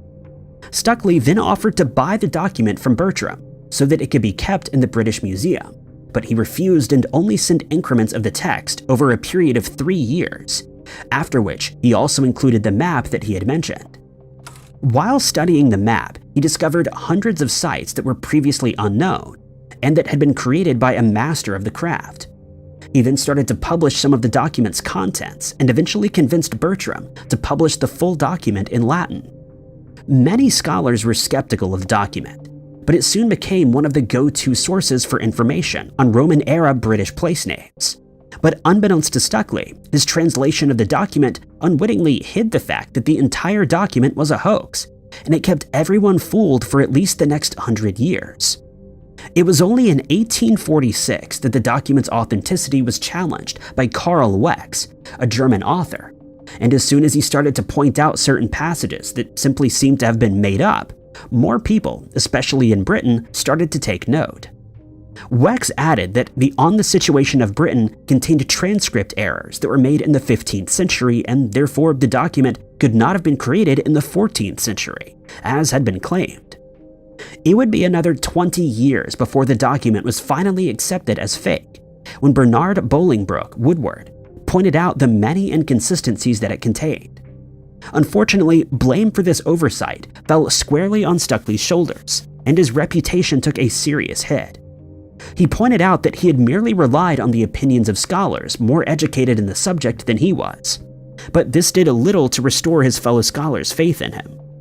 Interestingly, any works that had been published with the On the Situation of Britain as a reference were now considered useless. The impact of this hoax is still being felt today, an example of which is the Pennines mountain range in England, which got its name from a description in the book. The purpose of this hoax is unknown, but it's one that will not be forgotten anytime soon.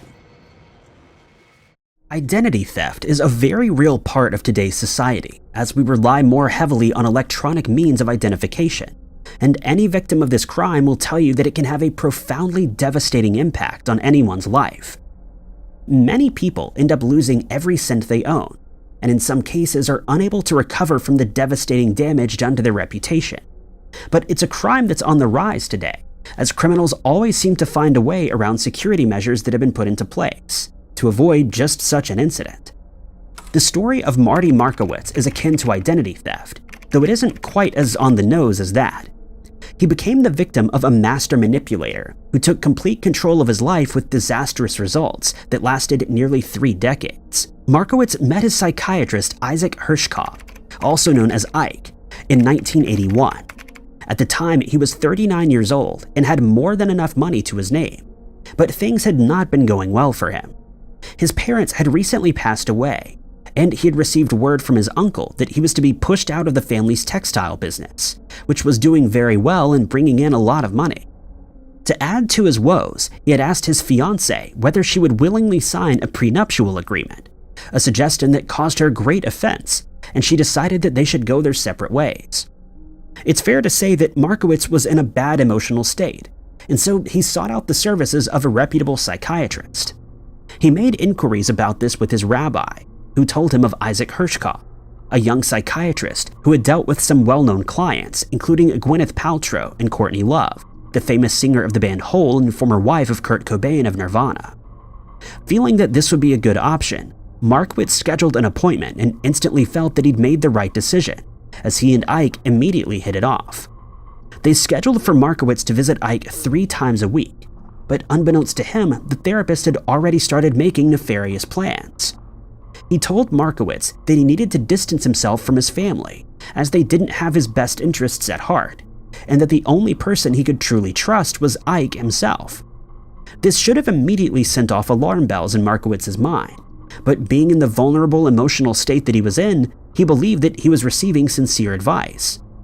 Furthermore, Ike started influencing his patient on his day-to-day running of the family business. He suggested that Marowitz lower his sister Phyllis's salary to just $5,000, which he then did, leaving her in a precarious financial situation. Phyllis decided to take matters into her own hands, since she likely started noticing that something was terribly wrong with her brother and his relationship with his psychiatrist. Not to be outdone financially, she took possession of several gold coins that were kept in a joint safety deposit box that she shared with Marowitz. The siblings also had a joint bank account containing money that they had inherited from their parents. She proceeded to withdraw cash from the account and helped herself to several savings bonds that Marowitz kept in his apartment. Hearing about this, Ike suggested that Marowitz immediately fire his sister from the company, which he proceeded to do. Ike also wrote a note that was then sent to Phyllis, stating that neither she nor any of the remaining family would ever see a cent of Markowitz's money as inheritance.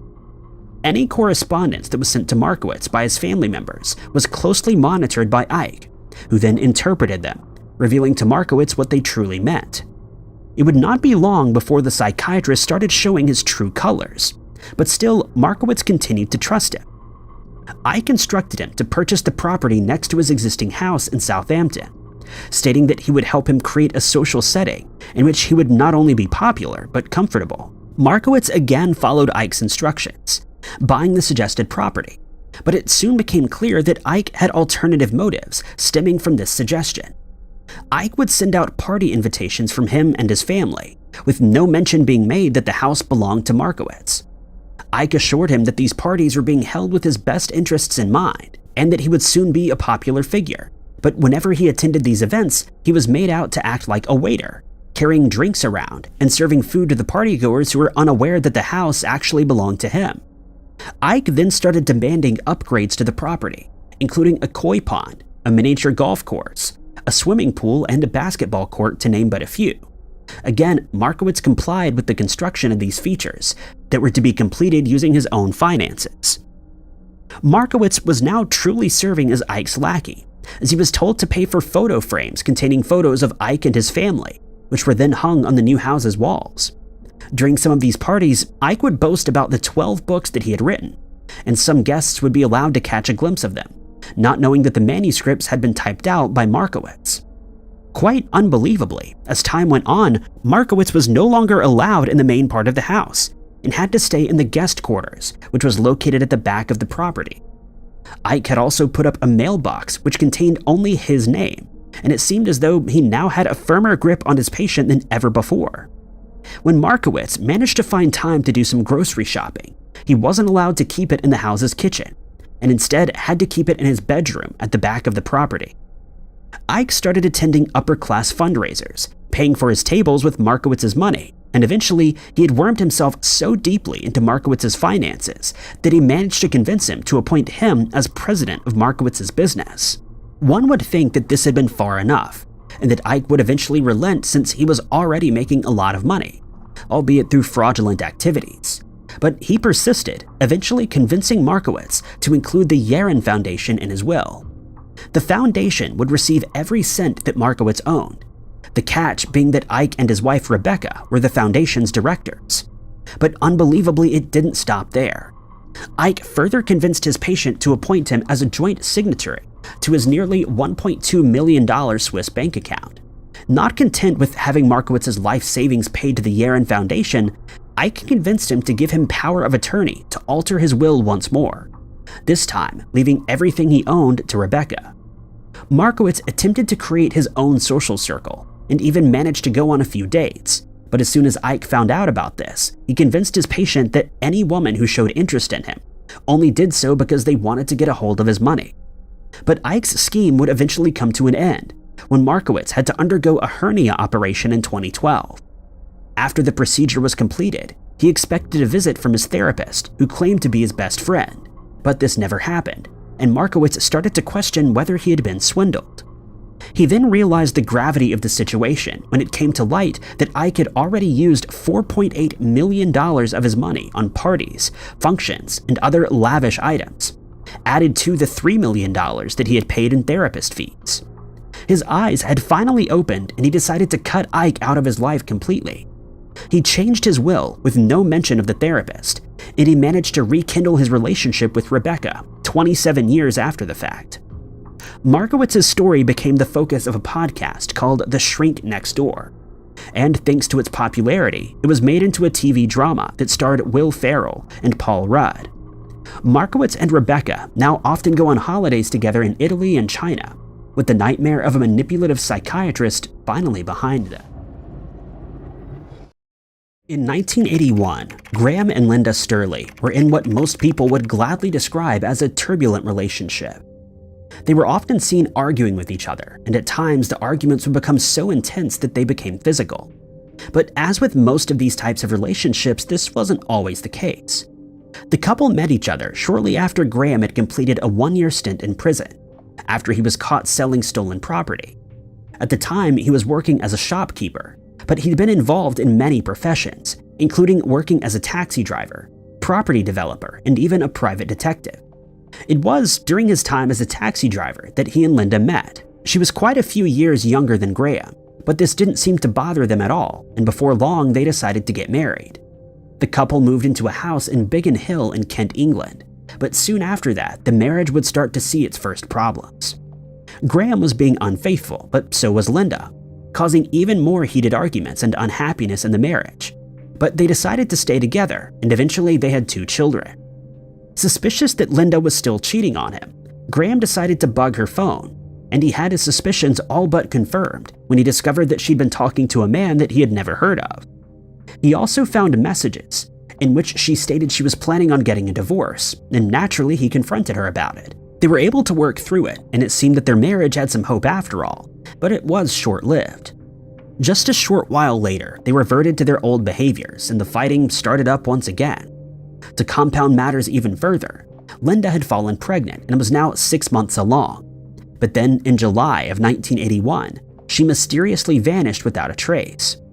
Linda's sister would later tell investigators that she had spoken to Linda earlier that month. She recounted that Linda told her that Graham had become physical during one of their arguments, and that he accused her of being pregnant with another man's child. Strangely, Graham had a good relationship with Linda's family, so they had no reason to suspect anything was wrong when her sister phoned the couple's house to speak to her, only to be told by Graham that she had left. They also thought this was very plausible since their marriage had been deteriorating in recent times, and because Linda had made mention of her desire to get a divorce, and they were sure that she would eventually get in contact again, since she would never abandon her 2 children who were still with their father. But Graham's behavior set off a few warning bells, since he acted as if nothing at all had happened. He also told the couple's children that Linda had left and that she would never be returning. It then came to light that Graham had emptied his wife's bank account by forging her signature, and had proceeded to cash her maternity benefit checks. It would only be the following year that Linda's family decided to open a missing person case. As soon as the investigation started, Linda's mother told investigators that they needed to question Graham as soon as possible, since they felt that he had something to do with her sudden disappearance. They also added that Linda loved her 2 children and would never willingly stay away from them for a year without so much as a phone call to hear if they were doing well, and to let them know that she was okay. But time wasn't on the investigators' side, as a year had already passed since Linda vanished. They decided to start in the obvious place by questioning Graham, and they did so on the 17th of August, 1982. Graham was brought into the police station and asked whether he knew where Linda was. He simply stated once again that she had gone away, and that he didn't know where she went or whether she would ever be coming back. They were unable to push him for any more information, since he was suffering from a heart condition that could prove problematic if he was placed under too much stress. But he did willingly offer up information on his wife's infidelity, and made no secret of the fact that he was glad she was gone. He also confirmed the reports from Linda's family that he had become physically abusive during their relationship, but added that it hadn't got as out of hand as her family had claimed. But it was evident that Graham wasn't being entirely truthful when his neighbors told investigators that they had seen him burning all of Linda's clothes just a short time after she had vanished. But they did have one small hope in finding Linda: the fact that she would need a C-section for her type of pregnancy, as confirmed by her doctor. Investigators contacted every single maternity hospital in Britain, but were disappointed to learn that no one matching Linda's description had given birth at any of those locations. Graham remained steadfast in his statement that he had nothing to do with his wife's disappearance, stating that it wasn't at all out of the ordinary, since she had left him on many occasions before, only to return a short while later. But he assumed that she had simply stuck to her plan this time. With no other options left to them, and a strong suspicion that Graham was involved, they decided to search the couple's home, starting by lifting the house's floorboards. Nothing was found, and so they started searching the surrounding area.